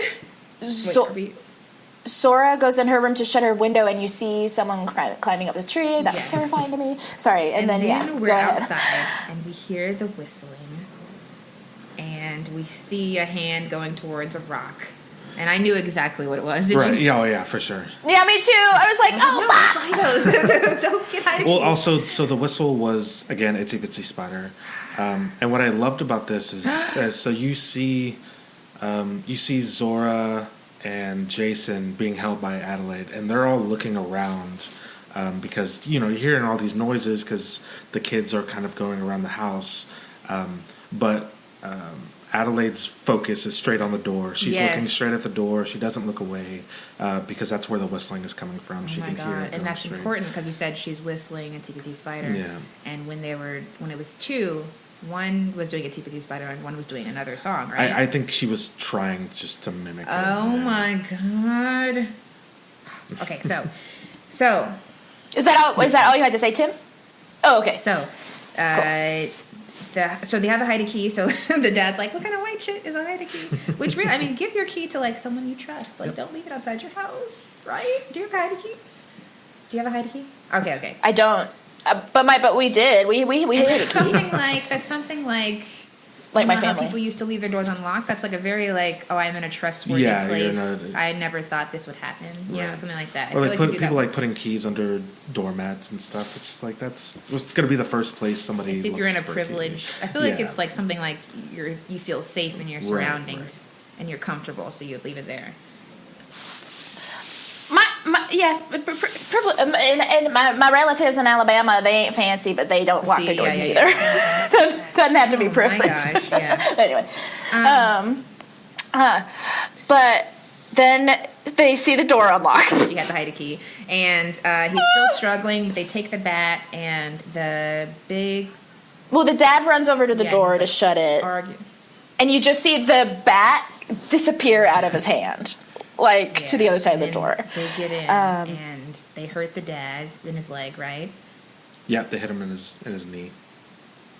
They hit him in his knee. Yes, and then the little masked boy breaks a window. The house has windows. I mean, yeah, there's a lot of windows.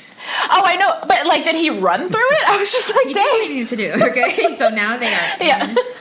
And so a big part of this, or at least this part of the movie, reminded me of Funny Games. Funny Games, yeah. Especially having the dad with the hurt leg, and then just basically home invasion. It reminded me of a mixture between Funny Games and The Strangers. Okay. Right. Yes. Yeah. Funny Games is the prototype for all your home invasions. Oh yeah. The Strangers. I think there's other homages to Funny Games later on in this movie. But how we said earlier, the dad was kind of he's kind of just a side character. There are so many times in this movie though that you think I know. Yeah. Right then I was like, oh my God, are they gonna kill the dad? Please don't. It get really gruesome too. Yeah. Okay, so. Which was also very interesting about this movie, or what I liked. It wasn't all gore. Or is that to say? Even though it was a horror movie, it wasn't I think kind smarter of than just blood and gore. It's like a sellout for some horror movies, or it's just gore. It's it's just blood. I don't know. I have seen Martyrs. I'll never ever make it past the 13 minutes I've seen. and I actually really like Martyrs, but it's I think sometimes people instead of progressing the way things are written it's or just better, they're just we'll just add gross some for no reason. We'll just add some gross stuff. I feel like everything in this movie had a reason and a purpose, and there's a bigger story underneath, which I appreciate. It's not just people are dying slowly and for your entertainment. I don't know. So then they're inside. I wrote the dog. Oops, my bad. The little boy, because he's like kind of crawling like a dog. Yeah, he's very. He is very canine-like. Yeah, dog. He even like rubs on His name is the mom. Pluto. So that's okay, okay. so he kind of herds them into the chairs, and then the dad gets there, and then the other family sits, or not all, only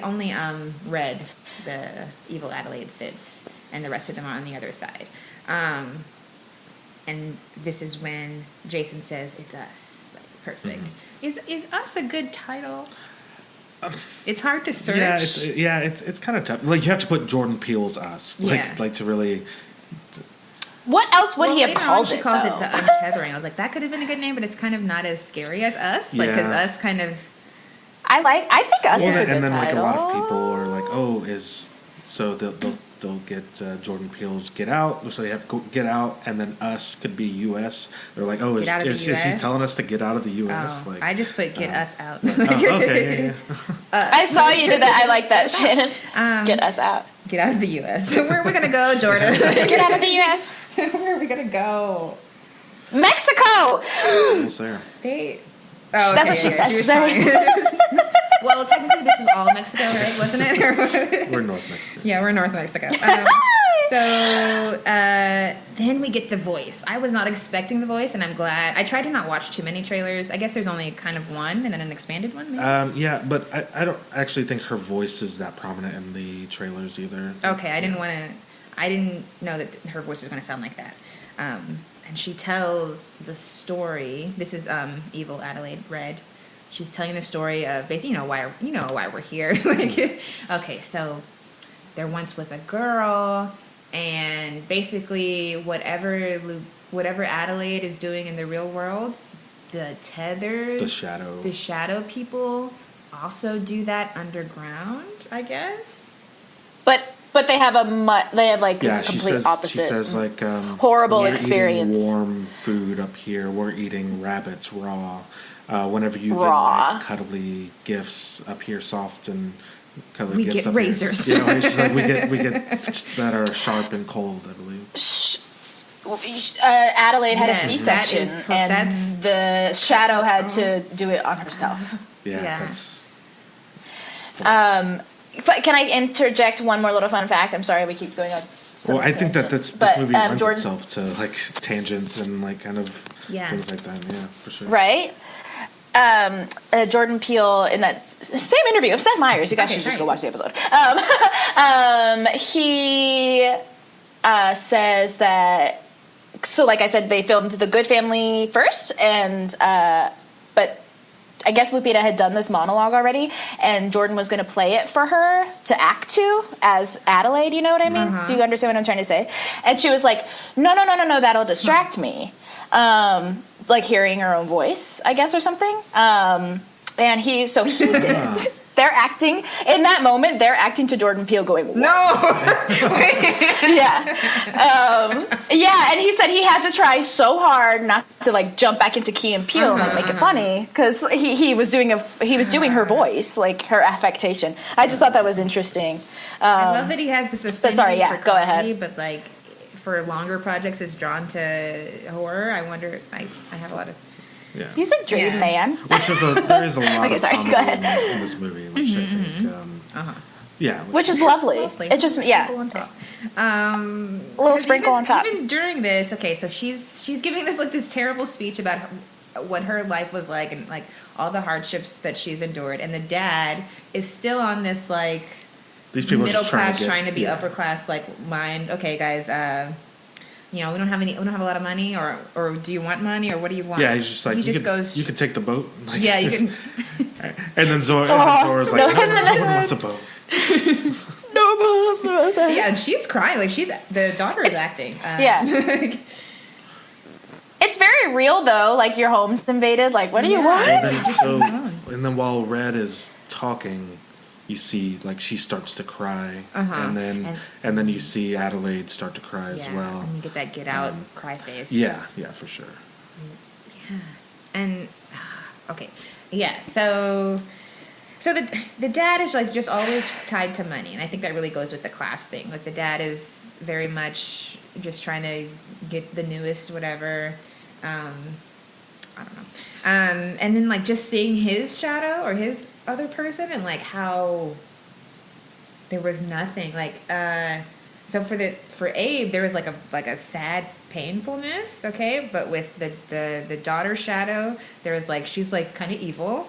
Did you get that? With that smile. With the smile, she's evil. You know what I just realized? Red is the only one that yes, speaks. she's the only one who can speak, and that's why she's kind of raspy because. Okay, wait, I'm gonna hang on. The rest of them only scream. Yeah, they scream or grunt. Or I almost which was kind of comical at times. Only scream. And she's the only one, who you see if you've watched it 2 or 3 times. You know Amy. Okay, so, and then the son is like very dog-like. His name is Pluto. He crawls, and he has a mask over his head, not similar to the boy's mask, but this one like. Yeah, his is like a full-on like zip up the back, off, but like looks almost medical. Yeah, and she didn't say. She said the daughter was a little monster, but she didn't say that he was a little. I forgot what she said. No, she said he liked fire. He was born to the fire or something like that. So he likes fire. And so basically, there's these underground people that look exactly like this family. And did they already say that the government made them? I don't know. They didn't talk about that. That comes out, I think, whenever she's under. At the end. Yeah. All right. So, cool. So, we got that. It's so hard to do this. Gabe tries to bargain again, and he's like, what are you people? And they're like, we are Americans. Yeah, which I think kind of, again, kind of talks about the kind of class thing, like, hey, just because we're underground or we're lower, still part of this country. We're still Americans. Like, I think that's a big. I kind of. But also, we're just coming here to take everything you have. Yeah, just because we're. I see it, but I kind of rolled my eyes at that. I was like, both of those. I mean, I see it, I hear you, but I was like, okay. And it's kind of it's also kind of I think a funny. I took it everyone as funny was kind of like more than like I think what it is that she had that T-shirt, and I think she's just like she's been thinking about that for years. I don't know. I feel like she like found something, and she's like just repeating that rhetoric. We're American. A whole new world. Sorry. So now, Red has Adelaide handcuff herself to the table, and all the. She says, "Tether yourself. Okay, tether yourself." She said, "We're tethered. We're something like that." Did she say the thing about the soul and the 2 bodies yet? I don't know. Okay, so they're whatever you do, we do, but worse, underground. Adelaide has her tether herself to the table with handcuffs. Oh, tether herself. And yes. Then all of the pairs exit, if that makes sense. So the Abe the shadow takes the dad, and he like drags him. Okay, I thought he was going to kill him right there. He takes him out by the leg and over glass. Oh, he takes his glasses though first. Okay, so he drags him out, and the kids are freaking out.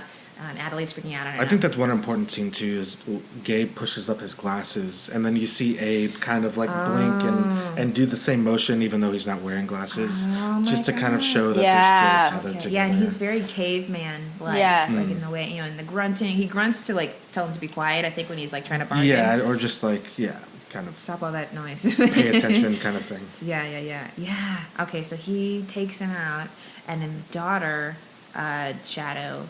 Or no, I'm sorry. Red tells the daughter to run, and so she like looks around and then she runs off because she did track. Okay, and then her shadow walks and follows her. It's so creepy. And then the little boy, they kind of go off hand in hand a little bit. Yeah. And Adelaide says, "Show him one of your tricks." Yeah. To Jason. Because he doesn't want to go. He's so scared. Jason goes Pluto. But yeah. And then Adelaide, not Adelaide, I'm sorry. Red says, like to the little boy, careful not to burn the house down. That's the little boy's thing. And Is then he she likes was like fire. joking about it, Yeah. I guess, because she like Our house down. Yeah. because she like didn't get to say it. She's like been practicing how to be human or something, and like she finally gets to use stupid sayings like that, you know, like don't burn our house. Because she smiles, that little smile. down. Yeah. Okay. So she's like. She's so She's scary. like, we went, and I wrote down, because it's all happening at the same time, so I just kind of went over what happens with each person.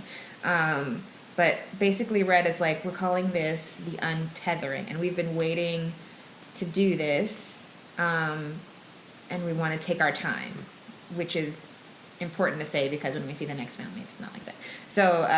So what happens with Jason? Let's see. I think what happens is the daughter first, right? So Adelaide is running, and her tether. Wait, sorry. Zora is running fast.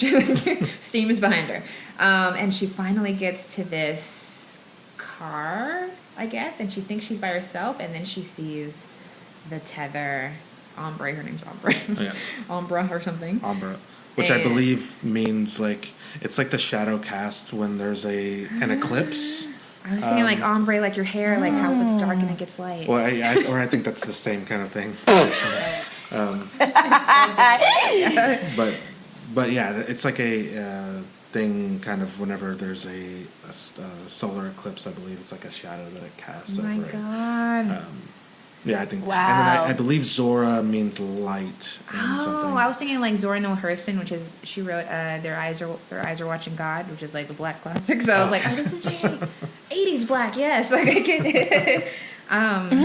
But it probably also means light too.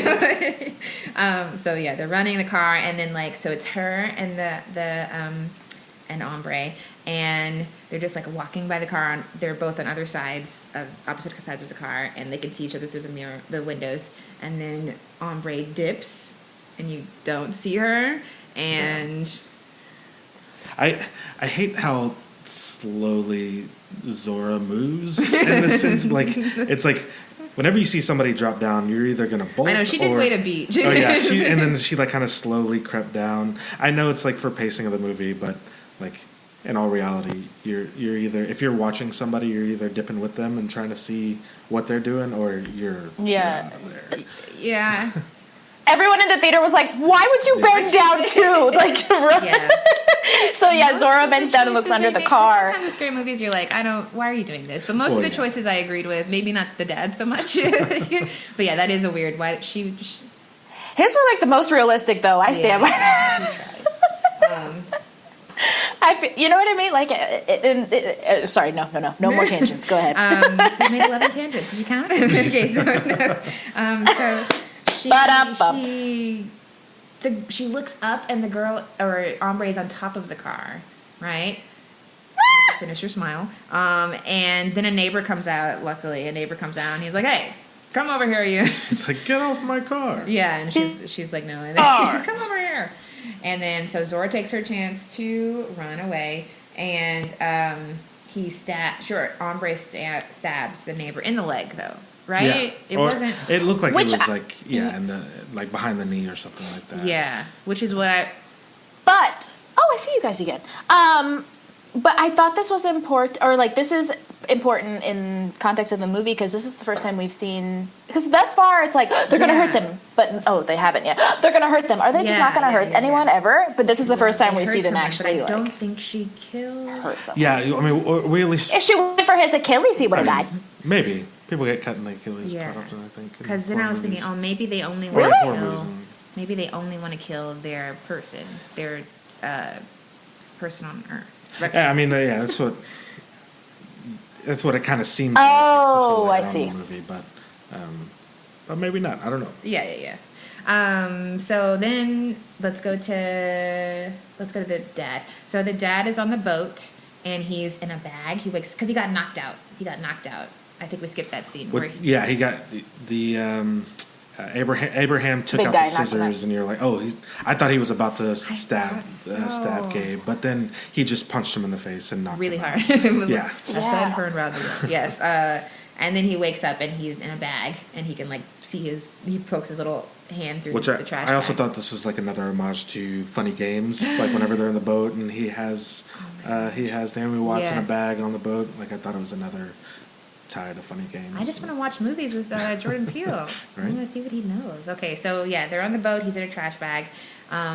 There's like rope on the boat, and Abraham's foot gets caught in the rope, right? And then Gabe is, I don't know how he got out of the bags are very noisy. Well, I don't know how he got out of the bag without the guy hearing him, but he gets out of the bag, and he, just as Abraham turns around, he's able to knock him off. So Abraham is trying to restart the motor because the motor cuts out because the boat is a little it's an old boat. It's not as it's a little janky. As classy as Tim Heidecker's boat is later on, but the yacht. But so Abraham is trying to figure out how to start the motor back up, and since he was tethered to Gabe before, he knows that beating on it is kind of like something that you do, and so that's why he's like just beating on it, but not really knowing what to do purposefully. And then and that's when, while he's beating on it, that's whenever Gabe gets out of the bag and grabs the baseball bat. Yeah, and hits him, and he's able to knock him over. Right. And hits him. So yeah, he knocks him over or off the boat. But then the motor starts, and he also gets on the boat, which is great because it's goofy and it's funny. And then it's horrible. And then he comes up, right? Yeah, he comes up right behind him, and he actually has scissors in his hands, and he's about to stab him. Okay, he gets back on the boat. Sorry, Gabriel is able to get back on the boat. I don't know if it's Gabriel. Gabriel is able to get back on the boat. He has one foot off, which I was like, put your foot off. And then Abe is going to stab him. Right, so he actually almost stabs him before he gets on the boat in the water. In the water too. And then the boat pulls him away. Yeah. Missed 3 times. No, okay. And then the boat pulls him away, and so that's whenever you realize he's being dragged by the rope. Yes. I'm sorry, I jumped.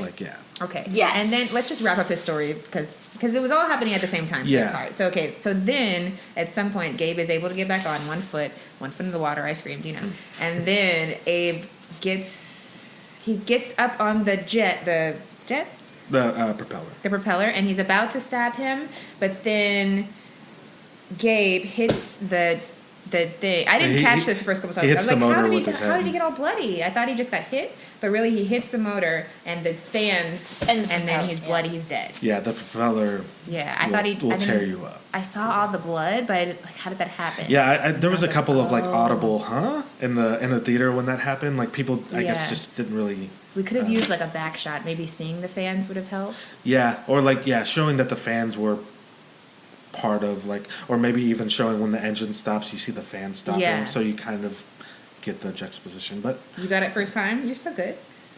Good job. I did, actually. I was like, I know he's dead, but how? Okay. So, and then with the son, we'll do the son, and then that goes really good with Adelaide. Okay, so the son is in the closet with his his tethered person. And you good? Use the bathroom? The bathroom is right around. The son is with his tethered person, and they are in the closet that he got locked in, but he put a ambulance there to keep it, a toy ambulance to keep the door open. They are showing each other their magic tricks, I guess, with fire, and the son, Pluto has the match. Pluto has a match, and then he just has a match. And a lit match. He lights it with his hands, or how does he do it? I actually don't know how he's lighting it. I don't know if he's lighting it on his jumpsuit. Yeah, he just maybe. That's cool. Yeah. But then he's trying to get Jason to use his magic. Yeah, he makes him do it too. Yeah, or he's trying to make him do it, but it's not really working because his thing doesn't work. Yeah, because it doesn't really work. So, and then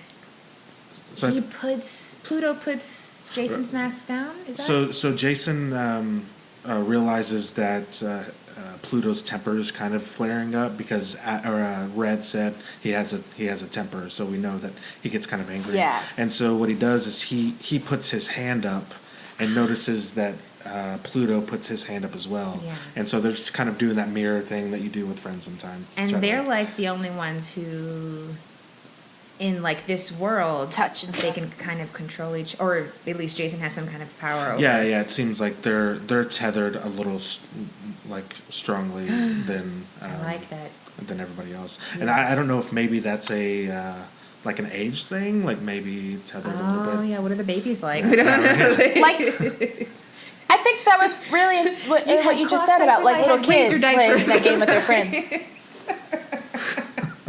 Yeah, like kids kind of doing that kind of like. But then it's really sad because then, so yeah, you're right. At some point, Pluto has made Jason put his mask down, but then Jason's like, wait a second.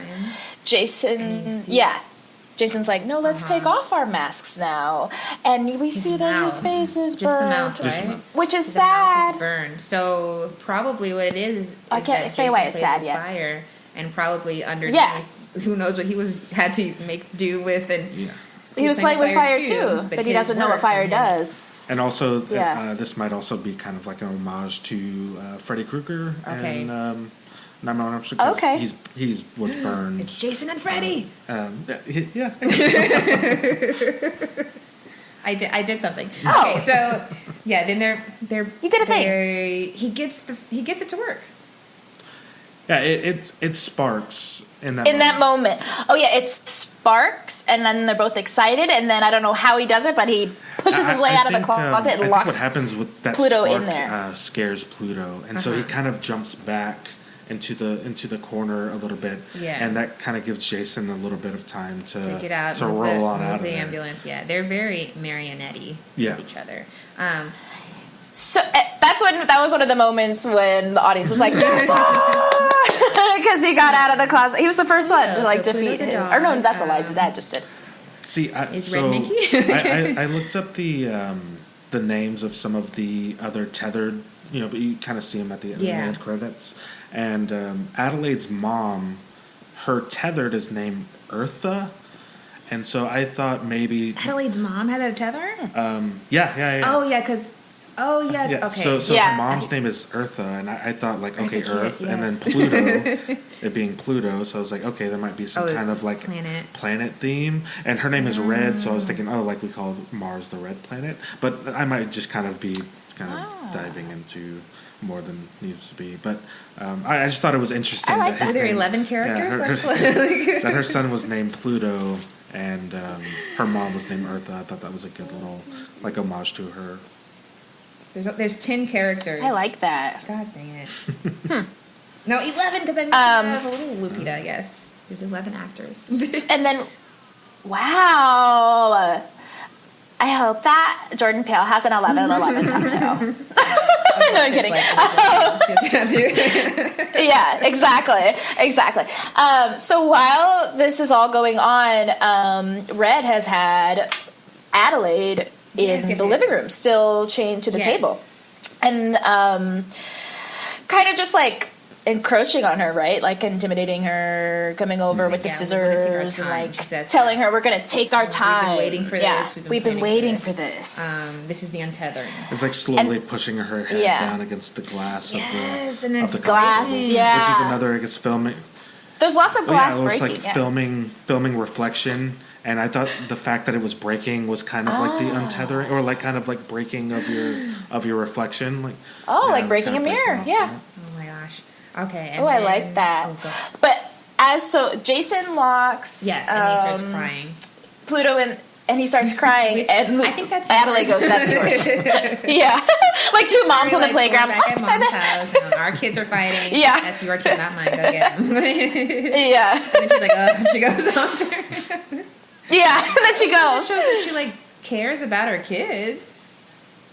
Red. I love the physicality that she does make a point that she was like, "Oh, I had to be with Abraham. It doesn't matter if I loved him." Right. Well, like showing that there wasn't any kind of love between them two. Yeah, but she loves her kids. Which I think comes out later. Or she loves. No, she doesn't really love the daughter. She called her a little monster, but she loves Pluto, and it's kind of obvious that Jason might be Adelaide's favorite.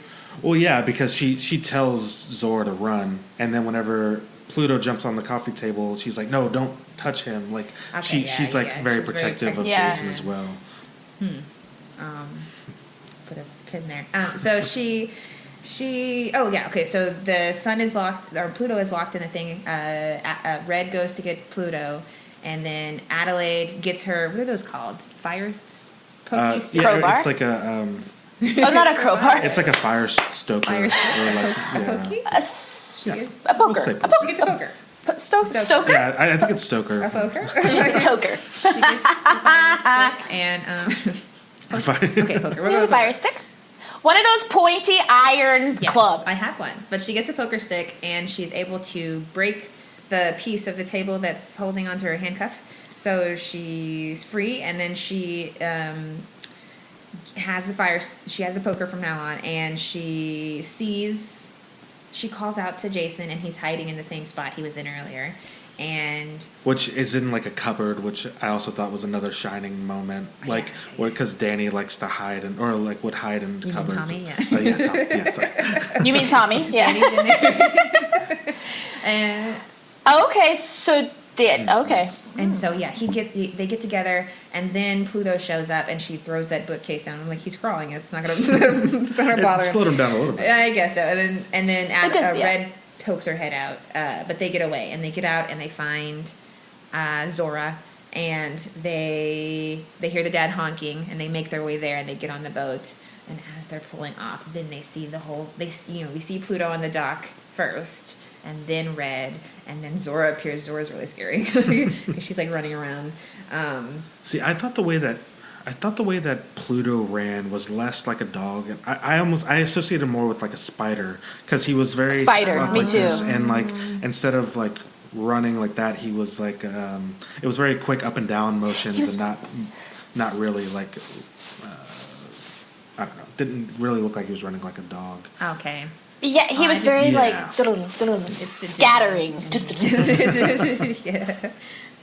Well, he did rub on. Yeah, that Writer's was great. That was So great. yeah, and he makes like growling noises. That's his sound. Like happy. So they get on okay, the sorry. boat, Go they get on the ahead. boat, right? So we know the dad's dead, and we know we have 3 there, and we know they're coming. At this point, I was just like, "Where is it going?" I was like, I mean, What I are guess they gonna really do now? understand the days work, but I was like, just stay on the boat, like, right? Yeah. I mean, it's just like a big lake. It looked like. So it's Okay, just so like, it wasn't like it doesn't connect to the ocean. or I don't know. Yeah, I don't really know I'm how not big sure. it I don't is. think so. We don't have that. Me neither. You have that. Yeah. What is it? Where's Santa Cruz? Santa, I don't know. Santas are so far. I'm not from LA. I just live here. I think it was filmed in LA. Santa and Cruz the is house somewhere. was in Pasadena. I think I did find that. So yeah, so they get on the boat, and we don't see them. The next thing we see is Tim Heidecker in his chair, chilling in his comfy spot, right? First I think we see the outside of the house, and then the power goes out, but the generator picks it back up. It just flickers. Because of the generator. It just Yeah. But yeah, sorry, and it didn't fully go Elisabeth out. Moss comes out, and she's a little scared. Like, can you go see what that is? And the husband's like, I don't want to. She also hears noises and thought she saw She's someone like, somebody's outside. walking around our house. Yeah, someone's walking around outside, and he's like, "What? No, it's fine. Like, whatever." And she's like, "No, seriously, like, go look." And he's doing. I thought that part was funny. He was doing the man thing, like, "No, I'm cozy. It's fine." That. But I guess and then the class thing. Sorry, Tim. And it's Not all. We're like that. In my cozy spot. But it is. We can't talk about the class now because now we see this super shiny, like, it was kind of like a Miami Beach house. I don't know what it was like. It was windows everywhere. It's like a smart house because they have like an Alexa, but she's Ophelia. That was funny. Ophelia. And they can use that. He uses it to turn on the lights. So like he's paid someone to come out and install that because I don't know how to do that. She turns on lights. Mine just plays music. Yeah. I don't know. I don't use one because I think it listens to me. They do. on. They Yeah, totally so. listen to you. They definitely listen to you.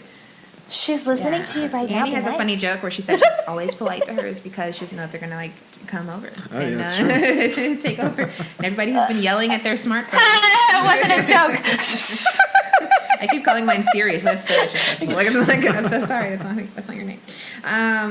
So the dad is like, he looks out, he like makes a joke or something. He's like, oh, they're right there. Something's right there. Yeah. And then he says, he's being a dick, and it's OJ. They kind of have this relationship. OJ, yeah, it was someone random. Yeah, that's who he says he sees outside. Where I don't know if they really like each other, but yeah, they kind of like jab at each other a little bit. Yeah, because she said "I hate you" earlier when he was trying to give her a drink. What? No, I'll talk about it when yeah.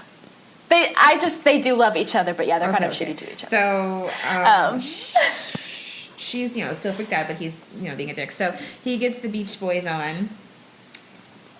Ophelia played the Beach Boys, which also is very frightening music, with the. Oh yeah, I thought it was a pretty good juxtaposition. Yeah.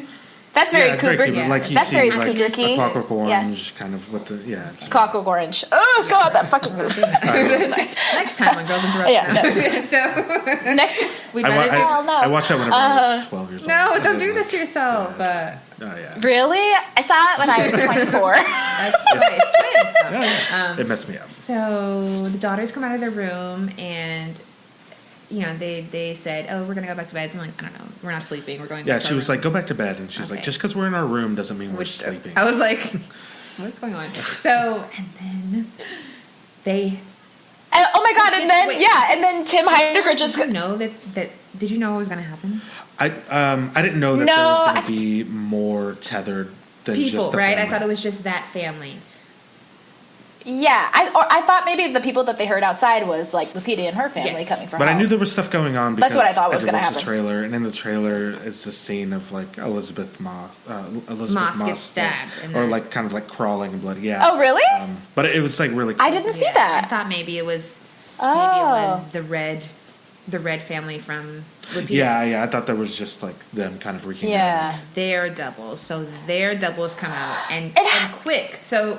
It happened so fast. This whole what the exchange you just said about the bed stuff, like we're not sleeping, and then Tim Heidecker goes, "Oh hi," you say hi? And his other daughter walks out. Yeah, hey, he's like, "Oh hi," and then just like this teenage girl walks out all red and just. Well, and then it kills both to, twins. The outside shot, and you see everything from outside through the windows. Yes. Because that was windows. dope. But I liked that. So you get to see all four of them pretty much get stabbed simultaneously. Yeah, boom, boom, boom. Happens very fast. Yeah, you're right. By all their doppelgangers. Long moments with their faces. The red versions of them. Long pictures of their faces. Long shots of their faces. Yeah. Like I got there. Just like looking very gleeful and like smiling at each other. And well, then it goes up to the twins, and you see them kind of standing right next to each other. Almost with their heads tilted down, kind of like looking, and very reminiscent of the twins from The Shining at that moment. Yeah. What I said, then it closes up on Elisabeth Moss, and she's like she's reaching out to her. Sounds. You're like, oh, somebody. Alive. And then someone's gurgling on. But she just, I don't know. I was very moved by that. She's trying to get to her hubby. Well, she's because it shows her crawling, and then it goes from her view, and but she's looking at Tim Heidecker, like she's crawling towards him. Yeah. Towards him, and then the fake Tim. And so he's been like practicing douchey moves, I guess is what we're thinking. Or like so, Tim Heidecker's like they kind of are. He's a douche, so it's like. Remember the stupid stuff. I just hate to think there's someone underground who's like doing all the stupid stuff I'm doing. So he has like the. Shh, we haven't gotten there. He puts his hand out to her, the red version of her husband. He puts his hand out, and then he does the classic brushes his hair. It's very like Zach Morris to me. Which was so messed up, and then Elisabeth Moss cuts Elisabeth Moss. Well, so she says, "Ophelia, call the police." Yeah, sorry. And then Ophelia says, playing "Fuck the Police" by NWA, and then it comes straight in. Does Alexa say "fuck"? Yep, she does. Okay, she doesn't say the N-word, which thank you. Well, and then so the first line is NWA straight from the underground. Which another underground like reference. Oh my gosh! I just like that. He's brilliant. Like, come on. What? Okay, sorry. Yeah. So then she gets stabbed by her double. And so the double, since she got plastic surgery, the double has like these crazy scars on her faces. So I guess she had to do... okay. What do you think Kim Kardashian's like double looks like? God. That's awful. That's awful. But wait, where did we split? What's going on? Okay, so well, because it's so hard to. What happens next? Okay. Well, I think Lupita comes to the door. Still playing, and you see Adelaide knocking on the. She slits her throat. And then this is where like, oh, everyone has a double. Okay, and then yes, evil Josh opens the door for Adelaide, and he has like he's got the red on, but then he has the he's wearing his robe. Which has a lot of like it has like a lot of Native American kind of symbolism, or like Western kind of like symbolism or symbols on the robe, which is like a big motif in The Shining. A lot of the pictures on the walls and a lot of the patterns everywhere is very kind of Native American thing. So yeah, I thought that was like a pretty cool thing. Okay, so then she stabs him. She thinks she's talking to Tim at first. She sees the boiler suit, and she stabs him in the head, and he can still. Yeah, I thought that was a little weird. Like, okay, other people can die relatively quickly, and I think a normal person, if they got stabbed in the head with a because they're not superhuman. You're right. Because I think she's already said, we're blood, bones, we're all the same. Yeah. But yeah, it kind of stabbed him right in the head, and he was unfazed by it. Cool. Yeah. She did? That must have happened so fast I didn't even... Yeah. Because I just remember her getting pulled in the house. Yeah, there's a couple of them in this movie. It's not perfect, but... Jordan! Everything. We won't talk about them. We won't do. But then, you see the twins, their arms come and grab Adelaide and drag her in. And and then the dad's like, Gabe is like, all right, come on. And he's like still limping, but like he gets the kids to run, and he's using the baseball bat as almost like a cane, kind of helping him walk. And he is able to lure the evil Josh out. Josh is Tim Heidecker. I forgot. To the boats. Right. Okay. Yeah. So, the red girl scrapper. The kids hide, and then they start to go in. And we had a really good moment with the kids, because some kids are useless in scary movies, but they were pretty good. So they're coming in. The police is still playing. I have to enunciate myself. The daughter gets a weapon. What is she? She gets a golf club, which I think is another Funny Games reference. Okay. Yeah.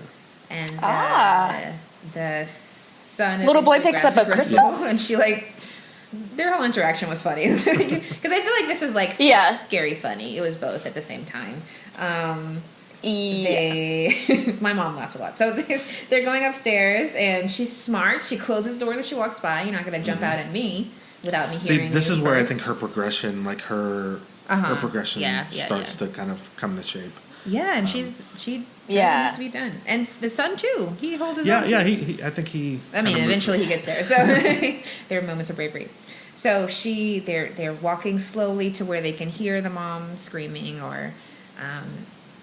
and the twins are still doing flips. So I mean, I guess they've had to do it underground. Now they're doing it up, and one twin does a flip. And then they're able to... She flips right in front of them walking. Yeah.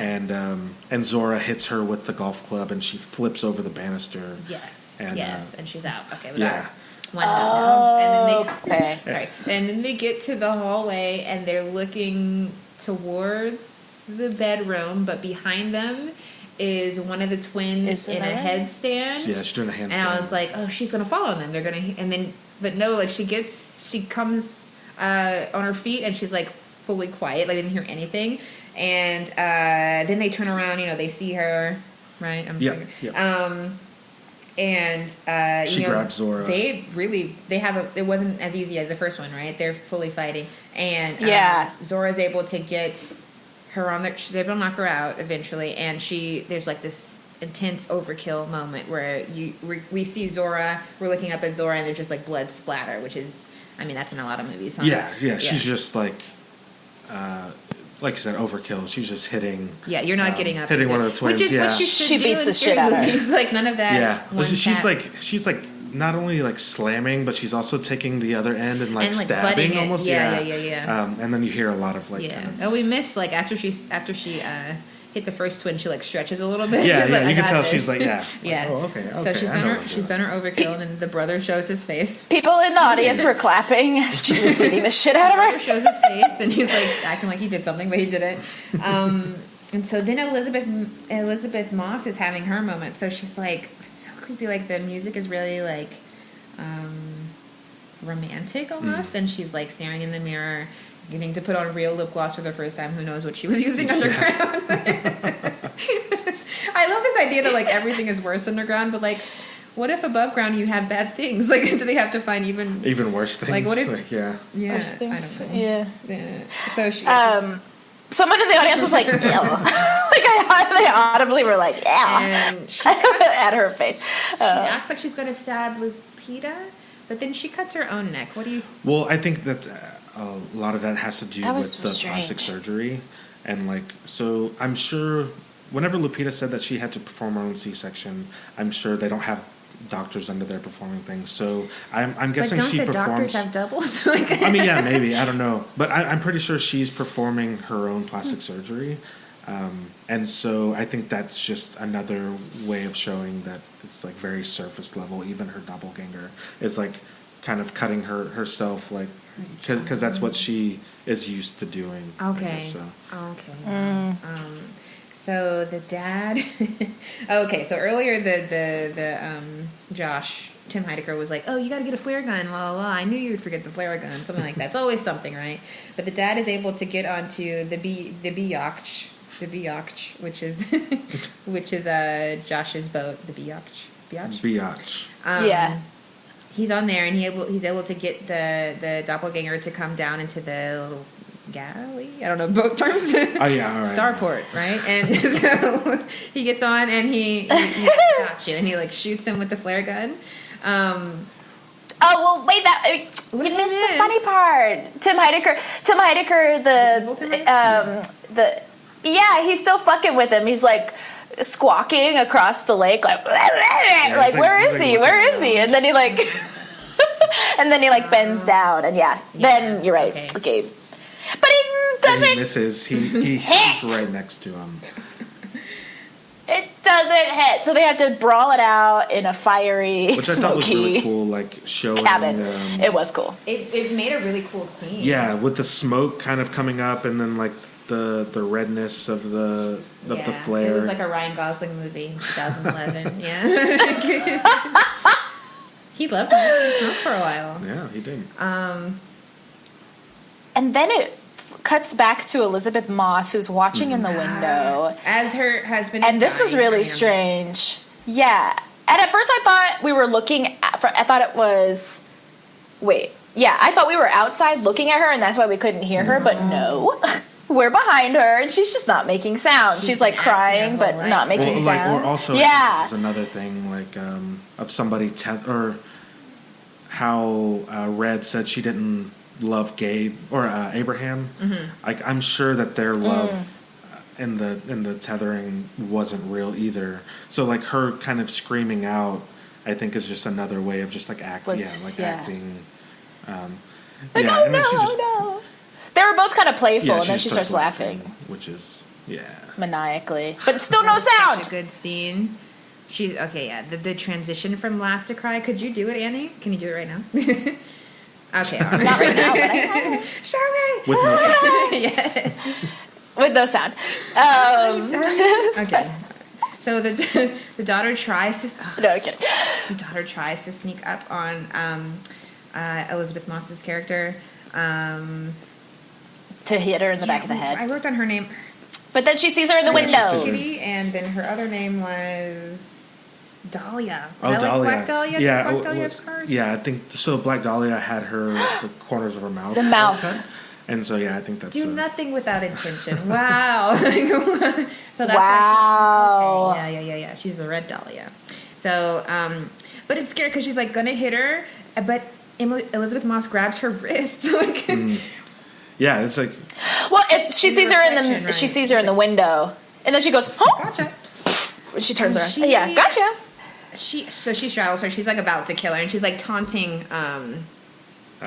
Adelaide a little bit because Adelaide's like trying to get to her, but she's like, I could do this whenever I want to, really, pretty much. And Jason is able to hit her in the back of the head with that the crystal. That crystal. Yeah. And again, the audience was like, Jason! that kills her, but like. Yeah, poker to the head doesn't kill the other guy. Right. Maybe he was on his way down and he just like doesn't know how to. Do they know about pain? They don't know about pain. Yeah, or maybe that's just like showing how little brain Tim Heidecker's character actually uses. But maybe I don't even. Yeah. All right, so 5. I got 5 when I started playing it again. Now the family's at the table, including Gabe, because Tim Heidecker died. No, did we say that? The evil Tim Cantu. Yeah, he's dead. And Jason's eating Fruit Loops. Get out, callback. Hello. Okay. Oh. And yeah, I didn't catch that. So the cops are not coming. So she's trying to call the cops again, but the lines are busy. I got very like Shaun of the Dead vibes. I know Shaun of the Dead is a parody, but that's the only one I've seen. But that's great. Now they're like, okay, the everything's busy. And Jason's like, how many of their, what does he say? Or he says like, how many of everyone is there? Which makes so much sense. So he asked the question. Yeah. No one's thought about it yet. How many double kickers are there? Because then I kind of at this point thought, maybe it's just these 2 families, and something weird about them. But then like you realize, it's everybody. So they go on. They're watching the news, and which the news is Channel 11 News. No, okay. So they say news at 11. News 11 at 11. Oh God. Yeah. Okay, so now we're at the news segment, and we're seeing footage of they're talking about the people in red. They're coming and they're killing, and we don't know why, and blah blah blah. And Adelaide's like, we need to leave. Oh, they come from the sewers. That was a good point. They come. Adelaide says we need to leave. Like, this is time to go. Gabe wants to stay. He's comfortable. I think he just really liked the house. I think he's like, I want to. I finally get it. He says, we have everything we need. We got a generator. Generator. Generator, food, water. And then he's like, we can set up traps for them. I thought and this is probably another Shaun of the Dead thing. I thought okay, this is what you need to do. You need to put on the red suits and go join the line. Oh yeah. No. I mean, I don't know if they necessarily do that. All right, yeah, I guess they act like zombies. In Shaun of the Dead, they act like but I feel like. I don't know if there's some kind of indication whether what tether is, or if you're the tether and you're not the tether, or like how they would know. Yeah. So that's why I thought, I should just put on the suits and go stand in line and wait for this to die down. Like, I don't know. That's what I would have done. But Adelaide wants to run. And he wants to stay. They have that joke about Home Alone. The kids don't know what Home Alone is, which my students know what Home Alone is. So I don't know if I believe that. Yeah, that was a little unbelievable, Jordan. Or teach your kids the classics. So we didn't really talk about how this family got killed really quickly. Did we really say that? Yeah, well, we said that they got kicked. No, they got killed very quickly. Like, it just happened very suddenly and all at once. And then I wasn't actually sure if you kill, you're not tethered. If you're the tethered, do you only kill your tethered person? And it seems like they were willing to kill. They didn't really care. These people didn't care, but the original family. Yeah, cared, I guess. Yeah. So okay, this is how that. So then they end up in the car, huh? So or they're saying, or Zora says, that means we get their car, right? Oh. And you see Gabe like, let's try this car out. Yeah. He's driven by class only. So they get in the car, Oh no, they can't get to the car because there's no key. They don't have the keys. Second time that they don't have the keys because they tried it earlier. Adelaide goes back and Lupita goes back outside. Adelaide goes back for the keys, and one twin. It's not the one that had flown over the her banisters, spot. and now her body's not there anymore. Which I think is a big homage to Halloween. Okay. Because there's at the end of Halloween, you see Michael Myers like laying dead in a swimming pool. He always gets up. What does he make of? Teflon. I don't know. Yes. They go back and look in the pool, and the pool's empty. No. And he's gone. Okay, so I mean, in this last one, she locked him in the basement or under the kitchen. I haven't seen it. Okay, but and set the why I whole haven't house seen on it. fire. So I'm sure he's gonna get out somehow. Well, also, I think in H2O, like she cuts his head off. Jesus. But like he's still. I don't know how they. Jamie, what happened? Yeah, I know. Okay. Oh, so. also, I forgot to say that whenever the kids first go upstairs, you see the real twins laying on the ground, and they're in the same position as the twins in The Shining. Whenever it jump cuts to them being killed, with some of their arms and legs kind of twisted up. They're the my exact brain. Wow. My brain is gonna explode. Okay, so. Adelaide gets a frying pan and she's able to knock her out, and they're struggling, and she uses the gold scissors to kill her. And Jason walks in on this, or maybe the aftermath, and he sees her just she's got very primal grunting sounds going on, which ties to later. Whatever. Now Adelaide wants to drive, but Zora is in the seat, yeah. and they're arguing about it, and then they see the family, or they see the hombre coming. Yeah. And so she's whatever. She gets in the car. Zora's driving, and the dad actually wants her to leave to leave hombre alone, but Zora's no, I need to do this. So he tells her to back up, and she's just just buckle up. And yeah. she's so she's able to get to the tethered. The tethered daughter gets on the car, and she goes up, and then she's hiding, and then she's stabbing the windshield with yeah, those scissors are either super sharp, or that windshield just is kind of bullshit. But I don't know. I mean, it works. I like it. It's yeah, either way, I guess you it's can alright. stab hard.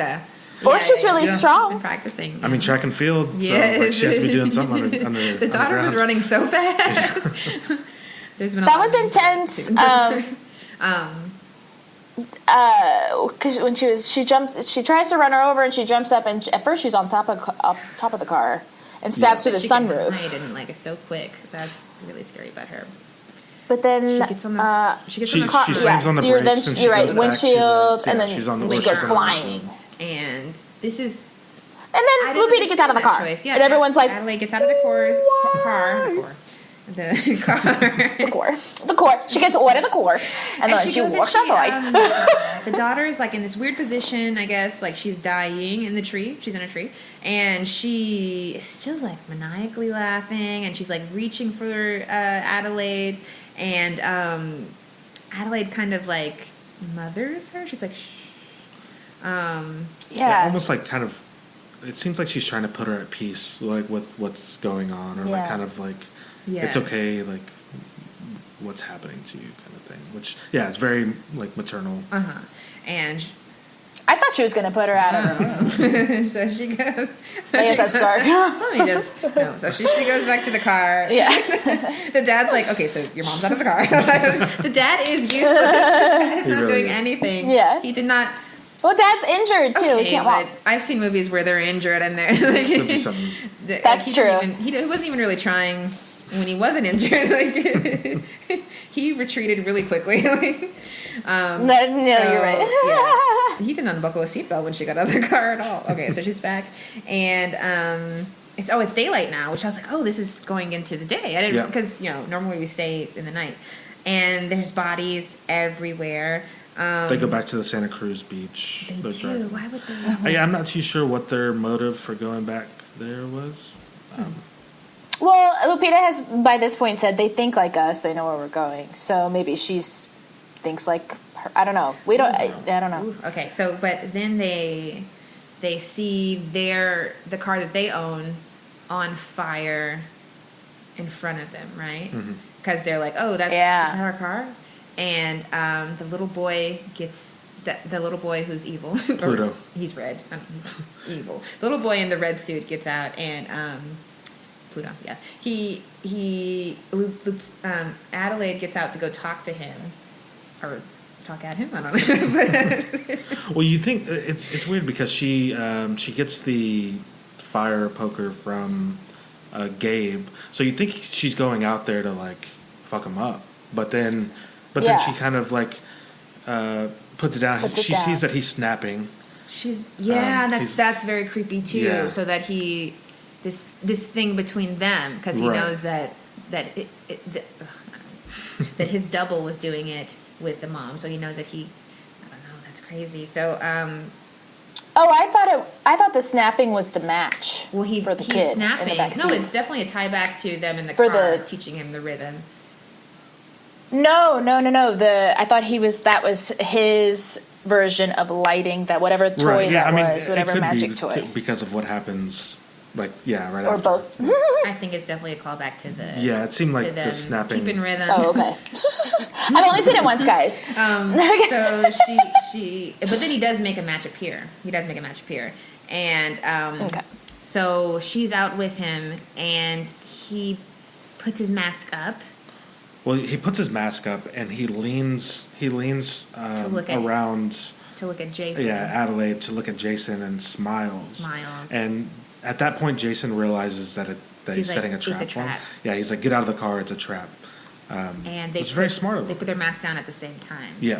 And so he's got the match, and then you see that underneath the car was gas. This was a little anticlimactic because we didn't get. Yeah, this part kind of threw me off a little bit because, like, you saw that they were gonna make the car explode. Yeah, or I mean, I didn't even really need the car explosion, but so Jason, so they get out of the car, and then Jason lifts up his arms like almost like a crucifix type of motion. Yes, that's right. And then you see Pluto doing the same thing. So he never really lights the match. Yeah. And then Jason starts walking backwards, and Pluto's walking backwards towards the burning car. So Jason kills himself because he is the one they have a strong tether. Right. So yeah, at that part, like, kind of. You have to suspend your disbelief a little bit. Yeah, because it's like, or I don't know how they can choose whether or not they're being tethered or not, because like obviously. Pluto is moving by himself at certain times. Yeah. And so, like, how does he get to choose whether he's being tethered or not? Yeah.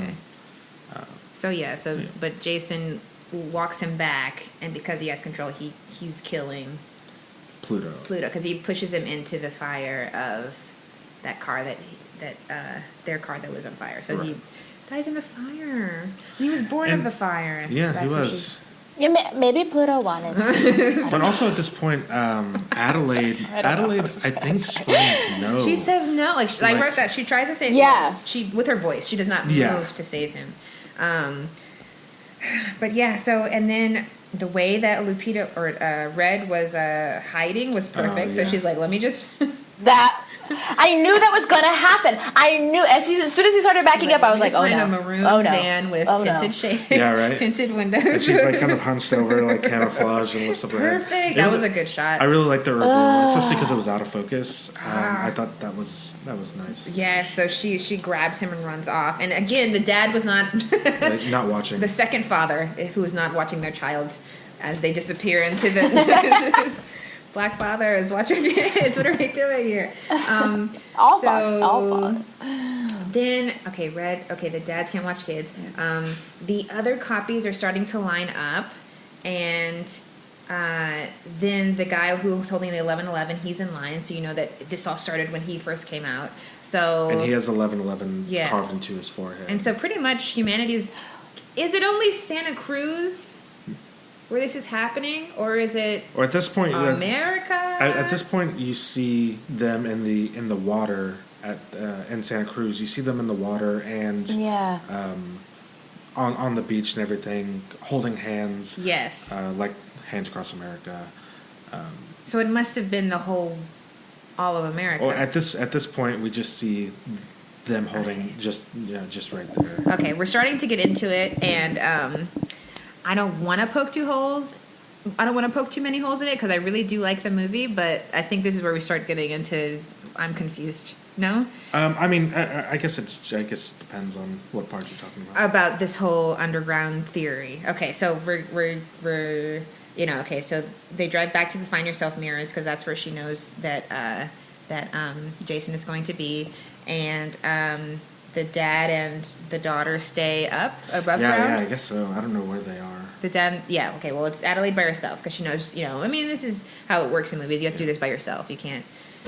I think they're looking. They say, "Oh, here's an ambulance. Maybe they have some bandages in there, maybe for his leg." I think they're trying to patch him up. Not really worried about Adelaide. He doesn't care at all. Yeah. He doesn't care about his son. He doesn't care at all. Okay, so maybe she's not really in love either. Who knows? But she loves her kids. So yeah, this is where we start to. Okay, we're going through the Hall of Mirrors, and we get to an escalator. And we're going down to this tunnel. Well, she opens a false door that's like, I guess, in the forest. Yeah. And a white rabbit bounces out. Oh my gosh. I think this is kind of like a Alice in Wonderland, rabbit hole, follow the white rabbit, kind of thing. Oh gosh, Donnie Darko, yes. Okay. So we're in the tunnels and the long hallway. There's bunnies. They've all been released. And yeah, the dad and Zora find the ambulance, and they see that they're talking about the line that's going across, and the dad makes a dumb joke, I think. So Adelaide finds Red, and she gives her speech. Okay, this is where she's like, we see all the rabbits out of their cages. They're all loose, walking around the hallways. To me, kind of indicating how the tethered are kind of out of their cages. They're out of their cages. Yeah. Because rabbits are something that they've cloned before, or goats. What if they're animals? So I think that's like a big significance of rabbits is was one of the first studies of cloning. I think that's a big significance of rabbits in this movie. Yeah. And the fact that they reproduce rapidly, so there's always an abundance of them, or there's always a lot of them. Yes. Okay. That classroom, Shannon? Sorry, I thought it was weird, A, that there was a classroom at all. But B, it kind of made me think of that movie that we watched. What was that called? With the zombie children? Not zombies, but where they had them in the classroom. The gifts. Yeah. Okay. Thank you. Yeah, that's a good one. Well, Sorry. It's very military base of zombies. And where they try. I guess a scientific. Were they trying to educate the others at first? Maybe. Okay, so okay, she's giving her speech, and she's got her back to us, and she's on. This is Red I'm talking about. She's giving her speech, and it's from the back, and she has drawn these people these stick figures holding hands, and then she's cutting while she's talking. While Lupita's trying to sneak up on her back. And this is where she's talking about, okay, so the government made a copy of the bodies. They couldn't copy the soul. So the soul is shared by two, and they used the copies to control the people on top. So does that mean that does that mean the tethers are the one with power that they can make? Oh, I think that's what the intention was. Mm-hmm. But it didn't work. It was like a failed experiment. Okay, and so they were abandoned, and everyone down there went crazy, they said. Okay, so they're tunnel people, and so now they mimic what's going on in the real world. And she says, God brought us together that night in the Hall of Mirrors. Okay, and I think I'm going to stop right there. Okay, so does that mean that everyone who went to the Hall of Mirrors found their double? No, so nobody goes in. No. Yeah, I don't think necessarily. I think she was the first one to ever venture up and through, and out through there. Because remember, she's also the only one that can speak. Well, that's because they. Well, right, but this is in this monologue. She dances and like Lupita or Adelaide dances. So Red dances, and then it was like decided that she was like the leader of these people because they thought she was like special. Yeah. So I'm saying she's probably the only little girl to venture off and actually go up the But escalator. in our world, Lupita's not the only one who ever get lost from their family or to venture or to do ballet. I mean... Yeah, but didn't you just say we should suspend? No, I mean, I have, and I do, but now I'm just, like, getting to my plot holes, I guess. I think... Yeah, that's definitely something that wasn't really explained too well, is why that... why her, or why just that specific moment happened. And that's... That's why I think, like, is it just Santa Cruz, or is it... the whole world, because they're going across America. They do have a lot of people spread out. Well, from the opening kind of words that were there, there's tunnels across the continental U.S. Yes. Abandoned mine shafts. And stuff Okay. So there, I think what we're missing is what worked really well with Get Out is that one, like little. When he's like sees the TV and like that guy like gives him that little speech about why we do this, and it's like a commercial almost, and we we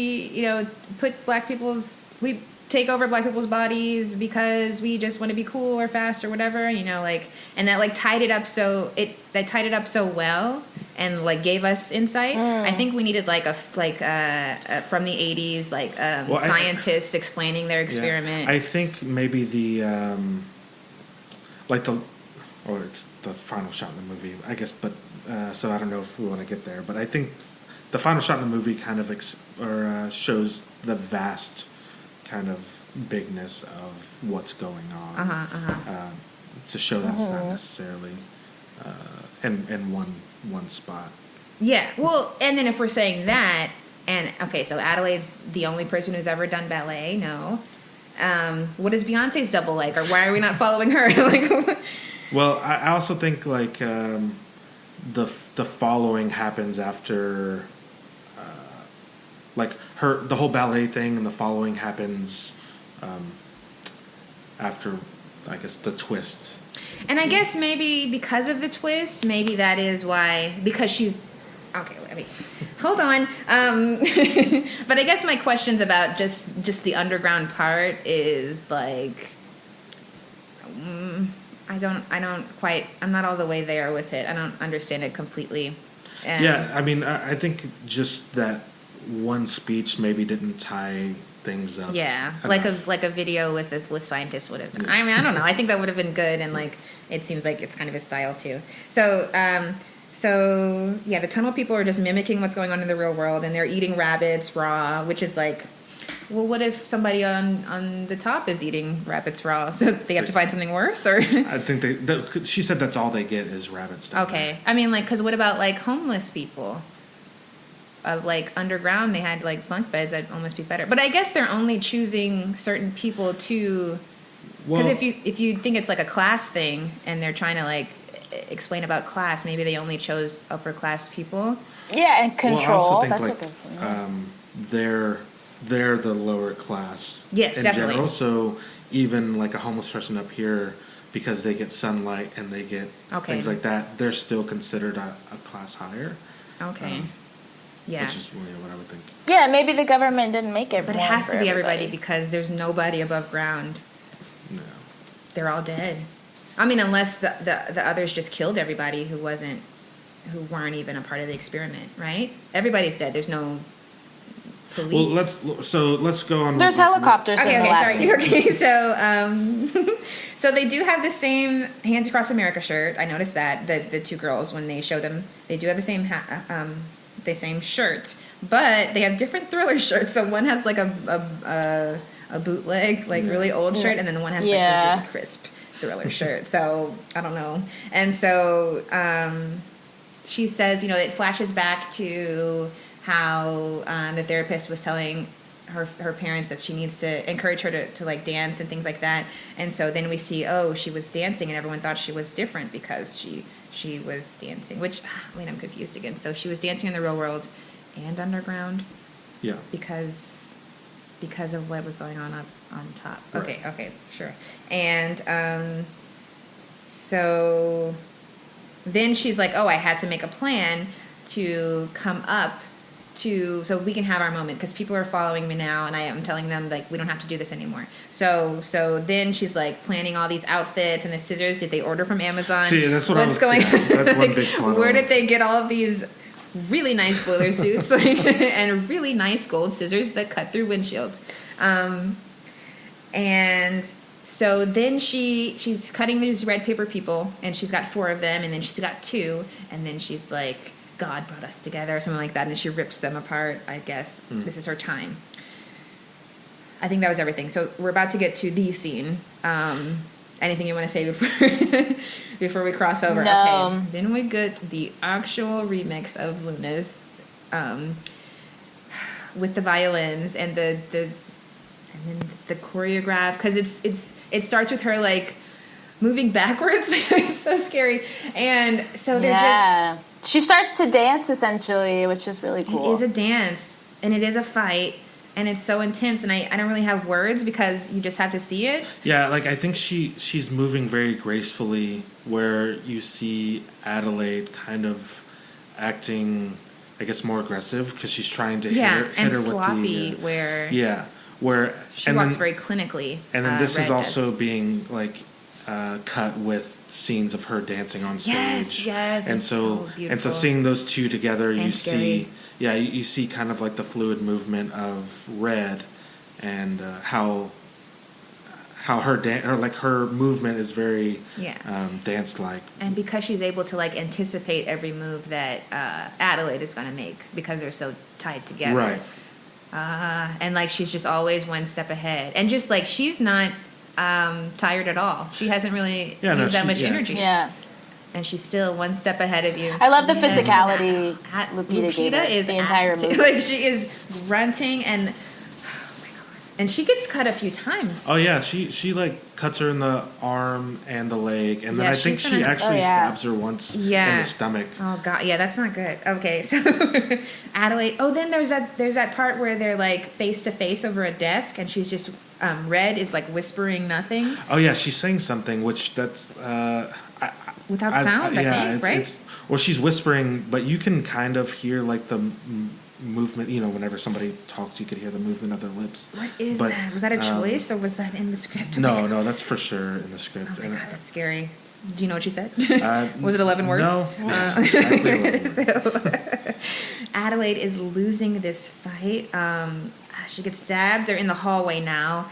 They're kind of going in and out of rooms, it seems like, in like down hallways. There's these weird couches just kind of placed in the hallways, and they're kind of moving around those as well. Adelaide's swinging the fire poker, trying to hit Red, kind of any chance she gets. But Red is also moving and she's holding the scissors at the same time, kind of up to her chest. Yes. But still moving very gracefully. Yes, and then they get to the bedroom, or the dorm room, I don't know, and I'm trying to remember how she sneaks out of the shadows. Oh my god, she sneaks up out of the shadows. Red does, and she's about to hit Adelaide, and Adelaide turns and she gets her. It's very, I feel like it's almost exactly what Elisabeth Moss did, kind of. She's like sneaking up on her, and Elisabeth Moss is able to, but she doesn't stab the daughter, but Adelaide plunges it through her, impaled, through her chest. And then with a bloody mouth, Red whistles. Well, yeah, she sits on the ground, like leaned up against a bunk bed, and you see her kind of like moving her jaw. You don't know really what. Like, I thought she was gonna spit up blood or something like that. I didn't know what was going on, and then she like started to whistle. Just so. Yeah. Why is whistling so scary? Annie, we still hear you, but my phone died. We still hear you. It was scary, but also kind of sad. Oh yeah, and especially with where we're about to go. It kind of broke my heart. Yeah. Even before the twist, Red, they're not. I don't see them as evil because they're just trying to get. There's something sympathetic they're just about trying it. to live a full life. Like we've been living up here comfortably. They're just trying to have sun and like all of that. I mean, they are full of revenge, but because of but still. Well, I also think like it depends on your train of thought as far as like class, you know, if you feel the same way you feel like in the real world, like, you know, people like lower class are just trying to make it just like or trying to make it, you know, that they're mimicking all the same things. Then of course you're gonna be feeling kind of sympathy for Red and like the whole tethered family. I do, and that's such a good think about them. Okay, so she chokes her with her handcuffs. Oh, and then she kind of does she do the primal grunting again? Yeah. After she chokes her. Adelaide's wearing handcuffs or something, and then she kind of laughs. She then breaks her neck. With the like with her handcuffs kind of wrapped around her throat. Oh my gosh. And yeah, she starts to kind of like scream and like grunt and you can tell like the animalistic part of her is kind of coming out. Yes. And she does smile. Yeah. I remember that. Sure. I was like, what? So she like contorts her the face. son in the closet. And he's kind of scared. Traumatized. Oh yeah. He looked. He looks scared of her. He's though. scared I of guess her. We is get what I that. meant He's too. unsure because I think she's like, they're not going to hurt you. Do you understand that? He says no. So she's got him. They get to the ambulance. With the family. No one is alive. No one's walking around. Yeah, no. They're all. It's just red people in line. Mm-hmm. You see like a different spot of the fair or the carnival, and you see the line of people standing around, just holding hands in the red jumpsuits, very much like the Hands Across America symbol. Very Handmaid's Tale, no? I mean, like that Elisabeth Moss is in both. I don't know, that thing about red and like the conspiracies and like the government. I haven't seen it. Okay, well I just read the book. Oh, okay. I'm one of them. But Annie's seen it, right? She's not. Everyone's dead. Yeah, I've seen. I haven't. I need to catch up, but yeah, I've seen that show. Yeah. So she now we're in the car and the son's holding a rabbit. I didn't notice this. And how unobservant of you. No, I'm kidding. Here to the moment, so we can talk about everything else. We have did you see this coming before it?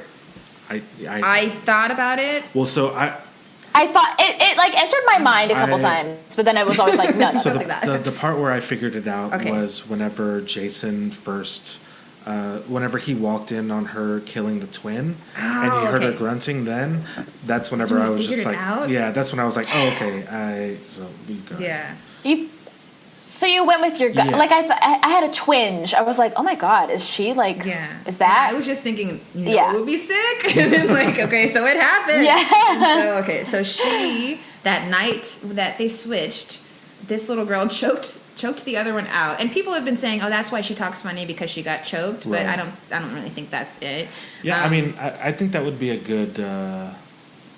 I think it's because so they drag her. So she drags. The original Adelaide back to the underground. So now, and that's hard to. So Red is the original, and Adelaide is the copy who became Adelaide. Okay, so I think why her voice is like that is because she's been grunting for 30 years. Well, yeah. So she was. So Red took Adelaide as a child, drug her into the underground and. Handcuffed her to one of the beds. Yes, and the handcuffs. So that's why That's why when she gave her the handcuffs, she was like so smug. Yeah, put it on. Tether yourself. And so the twist would be that Adelaide, the real Adelaide, was underground the whole time. Yes. Red is now up. Yes, and the way the son was looking at her in the car, he knew for sure. He knows, and he's like, "What do I do?" But that's his mom. Right. That's his real mom. She is a copy. I mean, they're the same, blood, bone, skin, but that's his mom. So, like, for her not having a soul, she was still laughing. She was still loving. I think she had to learn all of that. Yeah. So. But wait. Ooh, I just thought of something. So, well, I guess she did choke her out to get her down there. I was like, are these like clones or whatever like almost inherently good? They just have bad circumstances. That's definitely lower class, upper class. That's definitely have the same opportunities as they do, and they just. And it was the person that was, I don't know, from up here that was the one who thought up this plan of, like, because carnage she knows and, like, that life is better. Right. Whereas they don't know because they've been Interesting. trapped underground, which that makes sense. So I guess she had to like fight to like find how to get up, but maybe that's I'm still a little loose on that, but I guess that's how she got up there. But the son puts on his mask, and that's the end of the movie. And I'm like, now what? Because everyone's dead. What are you just gonna have to fight other red people? So the end of the movie, so he puts his mask down and it zooms out away from the ambulance, and it starts to zoom out over over the woods and stuff like that, and then you see the line of people holding hands. I mean, it's just you who made see those like jumpsuits? thousands. Like they should have known. Yeah, there's thousands of them. You see helicopters too, which I'm like, who's flying the helicopters? I don't know who's flying the helicopters, what kind of things like that, but. I think it's just kind of showing you the scope of how widespread this is. Like you see, like plumes of smoke every once in a while, which we see here in Houston this week. And so, I think it just kind of shows you the scope of things that are happening, which again I think is another reference to class and like inequality, like. This stuff isn't just happening in your hometown. This is happening everywhere. Over, it's happening everywhere. And so so at the end of the movie, we just see the line of Hands Across America, I guess. Literal. Their and more version. successful than just even more successful than the real one. But I think... okay, so there's a theory that the son also got switched. Did you hear that? Yeah, I've and heard that's that. why Pluto had a burned face, so he couldn't talk. Yeah, and also like he's trying to use that magic trick, and Zora says, "Why don't you just tell us what it does?" And he says, "I don't know," or he's like, "I don't remember what it does." No. So when would he have been switched though? Yeah, I have no idea. It wouldn't have happened in the movie. It would have had to happen before the movie. I'm not too sure what. I don't like that, but maybe it did happen. Oh my gosh! Yes, there's so much. Okay, so and then like some. I think it boils down to class because Jordan Peele did say he's like, this is not a movie about race in the way that Get Out was. This is not about race. So I'm thinking class. Yeah, I for sure think that this whole movie is about. Like class separation of like lower class, middle class, and upper class, and the proletariat. So people sitting comfortably while other people are have to do the same thing with worse supplies, but we're going to come up and we're not evil. We just want the equal life experience because we're human too. Right. Like, Yeah, which really, once they were holding hands, that's all they wanted was to because they're stand in the not sun. even violent when they're not. Yeah, it's like after they finished what they need to do. Yeah, and like all they wanted was to have their time in the sun. One outside. thing that Red says is like, "It's our turn now up there," which is a reference to. And then Tim showed us he had a lot more Easter eggs, so we're going to just have this segment's going to be Tim's Easter eggs. So, you ready? Yeah, sure. There was just a couple of things that I didn't touch on. Like, I guess these are going to kind of be sporadic because I mentioned some of them. Mm-hmm. I noticed that the TV set at the beginning of the movie was set to Channel 11, like whenever they were showing the Hands Across America thing. So it's just like another reference to 11. I think another reference to like Halloween would be the jumpsuits they're wearing. Yeah. Michael Myers wearing a jumpsuit. I think that's a good homage. You had Michael Jackson.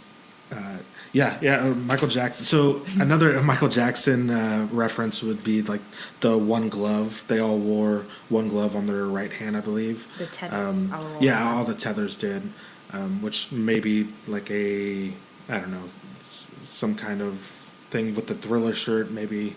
And then she walks backwards. Yeah, right. Yeah, she's moonwalking, everyone. And then one thing that when I was looking at the cast list, I noticed there was a guy named, I can't remember his first name, but his last name was Nicholson.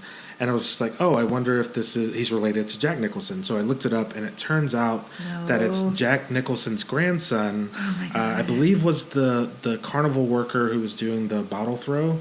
and his name is Danny, and then his No. tether's name is Tony. Oh my God. So a very big shining reference there, and then let's see. Sorry, I have a lot of notes. I noticed that Adelaide, whenever she was with the family eating, all the family's like eating fast food, and she's When eating. they first get to the house, Yeah, when they yeah. first get to the house, all the family's eating fast food, and she's eating like a strawberry. She eats it really weird. Yeah, she's like eating it from the side and like almost like nibbling on it, kind of like a rabbit would. But she's like trying to not eat meat. Yeah, and it seems like she's not eating meat, maybe because She ate so much yeah, rabbit. Yeah, she ate so much they must rabbit have whenever really she bad was. gout. What do you think they have under her? Yeah, tired of eating raw meat or cooked meat, so just eat a strawberry. And then one last thing, Zora's shirt. She had a rabbit on her shirt at the beginning of the movie, and then later on you see her wearing a shirt that says "though" or maybe "the" or I don't know how it's pronounced. THO with a little symbol above the O, which is Vietnamese for rabbit. And then so- she was wearing the rabbit shirt before. Yeah, so I think there's just a lot of rabbit. Yeah. Did you get all your Jaws references? Well, so Jaws, whenever they were on the beach, whenever they're meeting up with Tim Heidecker's family, you see a girl kind of being pulled by her friends, and she's screaming like going into the water. I thought that was like an homage to Jaws, the first girl that gets kind of pulled under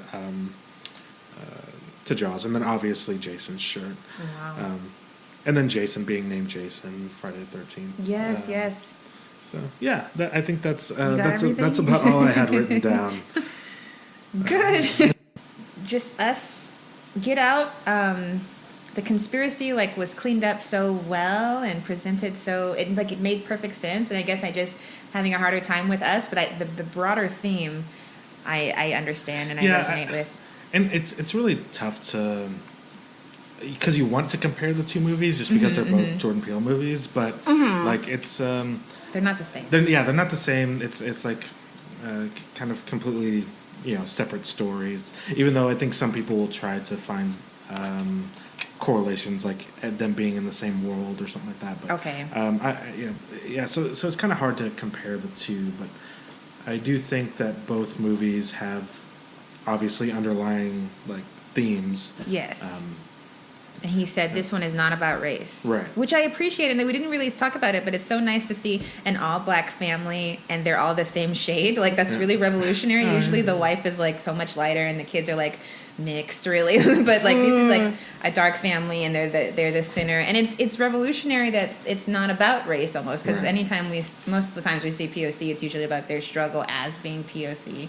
Well, Yeah. One thing that I did write down though that I noticed whenever at the opening scene when they're walking around the boardwalk, there's no other people of color there. They're the only black family. Okay. And the first person that she sees, it seems like she's looking around, and you see that she notices people eating and doing this, and I think a couple are playing rock paper scissors and making out and something like that.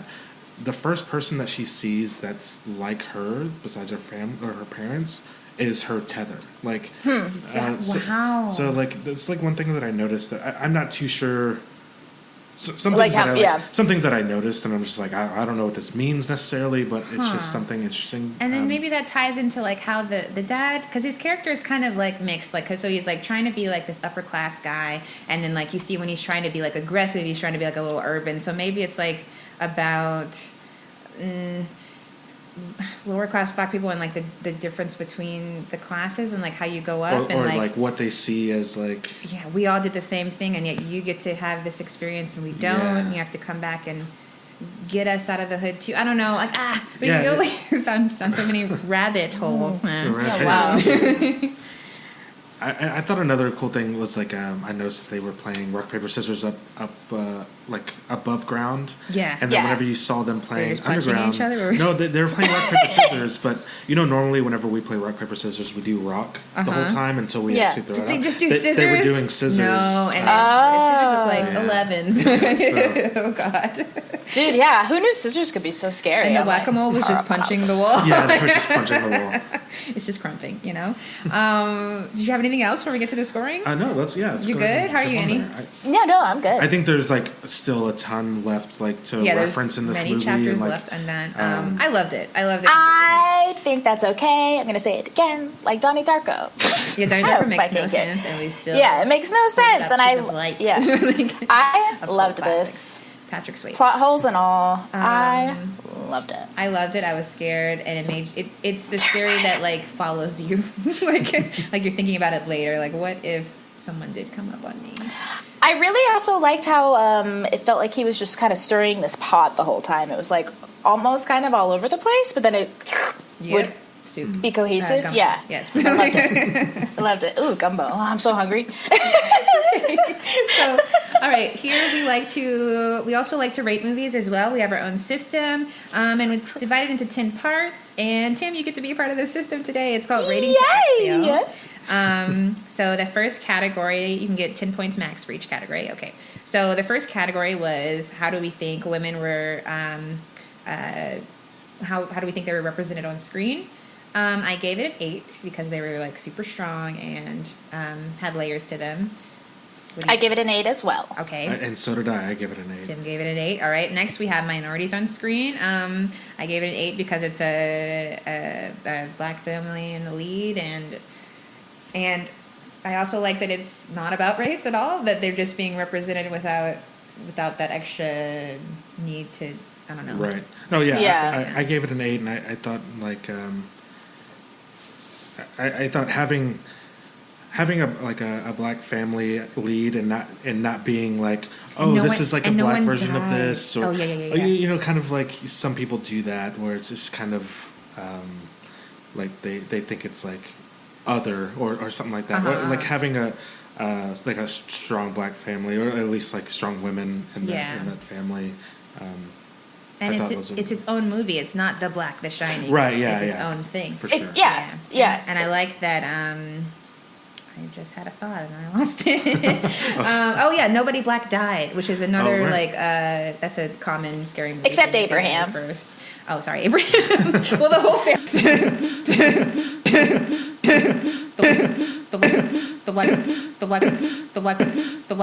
The black family did not die. The stars. Oh, that's really sad. Did Abraham die first? I think he did. No. Jordan Peele did. Maybe Jordan Peele did it on purpose. Honestly, okay. I feel like he has my a whole sense argument. of Okay, it's okay. I give it. I feel like 8 is more appropriate. I gave it a 9, but now I'm like, maybe it's a little high. But I mean, because I didn't realize what Tim said, that nobody else really is of color around them. Yeah, the only and they're also only white and black people. Yeah, that was another thing. No other races. But also, like, the therapist was a black woman, I believe. And then, like, whenever they showed the tethered underground, like, doing the things they were doing above ground, like, some people on the roller coaster, I think, were black. Okay. But you couldn't see them above ground. But anyway. Because imagine, like, having to act out riding a roller coaster. I'm sorry, like, a lot of the things they had to do. They were just wiggling, a lot of shimmies. It looked like an acting class, to be honest. That's what we look like doing our exercises. Oh, so the actors are underground and, like, some are stars, and they get to, even though they're doing the same thing. Wow. Oh my god. So LGBT representation on screen, I gave it a 0. I gave it a 0. I also gave it a 0. But I also do like how it's kind of neutral. It's not. There's no. I mean, like they're paired off into couples, but she even like he tries to be romantic and she like says no each time. So I do kind of like that. But yeah, they are kind of paired off. Yeah, I mean it's very classic. Yeah. It's very like cookie cutter families. Yeah. Yeah. Which, I mean, I feel like for what he was trying to go for, it makes sense. I mean, right? Because, like, imagine if you were, like, a dad with a lot of baby moms or something like that, and you're, like, coming up to get your... Hit, sorry. You have to hit several houses, like, in that one night. Okay. So, different body types on screen. So that's where we're, like, you know, skinny versus... Yeah. Not skinny, I guess. Able-bodied versus differently abled. I gave it a 2. Why? I give it a 6, but really? I gave it a 1. Well, because I was thinking like. But yeah, I guess like because he has scars, and then I don't know if they were trying to recreate some kind of disabilities with the other ones. I don't really know. I gave it a 2.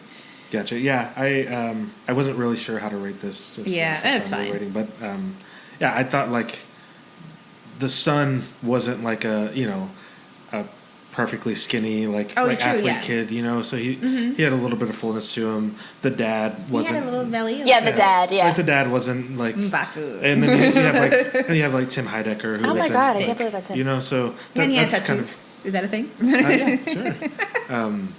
So yeah, I thought that was kind of like the reason I gave it a 6. Obviously, there was no like. The women were all pretty thin and toned. Right. Yeah. So. Okay, well, women and minorities behind the screen. I gave it a 7. I give it an 8. Yeah? I gave it a 5. Okay. Well, I didn't really look up what these people looked like, but it was a. Well, of course, we have mostly male. Triple Threat, writing, producing, directed by Jordan Peele. So he did a lot of behind the screen. Oh, I mean, duh. And then Michael Abels was the composer, and then you said we had some female producers and. Yeah. One female producer out of 5 or 6. Art director, and you said another area. I forgot. I think that was set it. Design, okay, yeah. Oh, set design. Oh, that's yeah. good stuff. Okay. Cast performances. I gave it a 9. I give it a 10. Yeah. I gave it a 10. Yeah, I think all even of them, the children. Yes, there even the was, kids. And it is so. I can't tell you how hard it is, like how important it is to have a scene partner and like actually be talking to a person. And so the fact that they were acting with themselves or maybe with no one, I'm just like, wow. What did Lindsay Lohan go through? On top of everything else she did for the role. Yeah, yes, Lupita. It was just like, wow. And the kids. Lupita the dad was Elizabeth great. Moss, my favorite moments. Yeah. I mean, Elizabeth Moss. Oh, yeah, Elizabeth Evil Moss. was so scary. Tim Heidecker. Tim Heidecker was so good. Yeah, I love seeing him in like things like that. Me too. And he's another one of those ands, so like Tim and Key and Peele. Okay. So stylistic choices. So that means like the clothes, the music, cinematography. The clothes were pretty normal. The music, the cinematography, I gave it an 8. Like, me too. I gave it an 8. I give it a 9. I think because I like the separation between like the 80s and present day, especially with like the things like Ophelia being like kind of like a modern kind of like representation. You don't see a lot of like things that kind of put things in a certain era. Okay. And so I think like stylistically, like things like that, and then like the fact that Thriller was like the shirt that the girl wanted. Yes. And Black Horror. And I mean, stylistically, I love all of these nods, these subtle nods to scary movies, like 80s scary movies, without overdoing it or without copying it. Yeah, not being a carbon copy. Yeah. Exactly. 8. Maybe 9. What'd you give it? I know. I'm thinking about. I was like, maybe 9 though. Everything was so specific. Yeah. Maybe 10. So the execution of and 11's in it from from Stranger Things. No, just kidding. Okay, so the execution of the story. So that's like the writing, pacing, direction. I gave it an 8, even though I guess I did struggle with that plot hole. I guess that's more like, is that more like execution? Is that right? Yeah, I mean, I give it an 8 as well. But I think even with plot holes that are in there, I thought there was a very clear idea for directing, for like the direction the movie moved in. I thought the writing felt like very natural with a lot of the things, like especially with the dad, and even if he was like supposed to be kind of like a Jordan Peele-esque character, like having those moments of like comedy and things. Yes, like that. and that and then like the pacing was good, like his direction of the actors. I mean, they obviously did great. I give it 8. What do you think? I gave it a 9. Yeah, good. Because he just like I already said, he just doesn't waste anything. It's all intentional, which I appreciate. Intentional and so meticulous. So I don't know, I appreciate that. And it was actually, I thought it was executed well. I followed. I wasn't ever like really confused. You know what I mean? Yeah. Okay. The film is politics, so the morals of the story, will this age well? You know, are we going to look back at it and be like, ooh. Hell yeah, I think so. Yes, Yeah. like we both give it 10. Sorry, Cool. read your answers. Oh, you did? Oh, I gave it an 8 because I was like, I don't know. What? Damn it, Annie. But I'm sorry. But I didn't really. Yeah. Sometimes I don't know what I feel about that question And then, of ours. Like the politics of this are like, you know, there are people doing the same things as us, but not getting the same rewards. Yes, I agree. Yeah, I guess I should give that a 10. Yeah. I mean, Becky, yeah. this in the news. This is that. Did you know about Aunt Becky? Oh my God. So they're getting in on based on other things instead of, you know, their SAT scores that everyone else is doing. I mean, Oh yeah, there's always going to be some kind of sad to say. There's always going to be some kind of like lower class, like or like disparity. Disparity between the like lower class and upper class, and like what that means. and then like so when they're all like holding hands, that's very utopia, right? Everyone's Well, yeah, that was the kind of point of the thing, like everyone coming together and like holding hands across America. It's also very cult-ish. Yeah, for sure. Yeah. We're gonna wear red boiler suits. Don't fight me on this. I like scissors. Okay. So enjoy your Easy Halloween costume. Did I? Okay. I plan on doing this for Halloween for sure. Oh, I didn't. We should all do it. Yes. Okay, so actually our scores are different because I didn't 10. do the bottom one. Yeah, I 10 to 10, 10, I 10. enjoyed it a lot. Okay, so I ended up giving it a 70. Tim, I gave it a 9 for enjoyability, and my I think bad. it's because I gave it a 70. Oh, my phone died. You're Don't worry about it. I think it's I gave it a 9 just because I think there was because that first viewing kind of skewed me. Yes. But yeah. I gave it a 10, and having seen it a few times, it's better the second time you see it, I think. For sure. Because then you're like going back and you're tracking, oh, does she have a soul? Did she do this? This is why she's so scared, because she knows that all of this she has is unearned. Maybe not unearned, but anything can be taken from her at any point. Right, Yeah. Would you give it, Annie? I gave it a 10. 10. 10s across the board. 10. Well, we got 1 9. So it's overall 68, but I think it's 70 would have. Okay, yeah. Your overall score, Annie, was 68. Tim's was 76. Mine was a 70. And if we do the median or whatever, that's 71. Okay. Yeah, that's. I think that's good. That's good for us. Yeah. Yeah, because we never get that. We're picky. 71.33333. Okay. Tim, you've been a great guest. No, I Yes! appreciate that. Yeah. Oh, Tim, it was so good talking This with was you. a lot of fun. Thank you for showing all of your knowledge. Sorry for the technical difficulties. No worries. Yeah. If you do more like horror movies, I'm all about Yeah, it. I know you wanted to be on Also, the like- Michael Cera episode. Oh yeah, I can do that. So if we do I that. can do that too. Like pretty much any other movie. I love movies. Land Before Time? I hate that. Everyone hates Land Before Time. I do hate that movie. If you've made it this far in the podcast, like, thanks, and you should, like, basically go review and rate and comment. Yes, right you can now. find all the information in the 'Cause description we love box. you, too. You can send us a tip on PayPal. And Shit Our is website is in wanting the- those tips, y'all. all of that good stuff is in the description box below. But thank you guys for listening. Go watch the movie if you... You better have by now. Yeah, hopefully. Okay. At us, let's talk about it. Follow Yeah. Tim. His Instagram is Tim Listens To. That's the vinyl collection. And his other one is Wolf Cantu, which sometimes I have you saved in my phone as Wolf Cantu, so I'll be like trying to find, I have to text Tim. And I'm like, wait, I don't have his number. Like, oh, it's because he saved his Wolf. So yeah, follow our good friend. Any announcements or anything? We're good? Yeah, any plugs? No. I'm good. Oh, we're good. Yeah. All right. Bye, guys. Bye. Long ass episode. I like them. They're metal and shiny. Are we recording? Oh. Hi, guys. Thanks so much for listening to this week's episode. We'll be back next time with a new pair of movies. In the meantime, please follow, rate, review, subscribe, and share the show. Let us know how you felt about the movies. See you next time.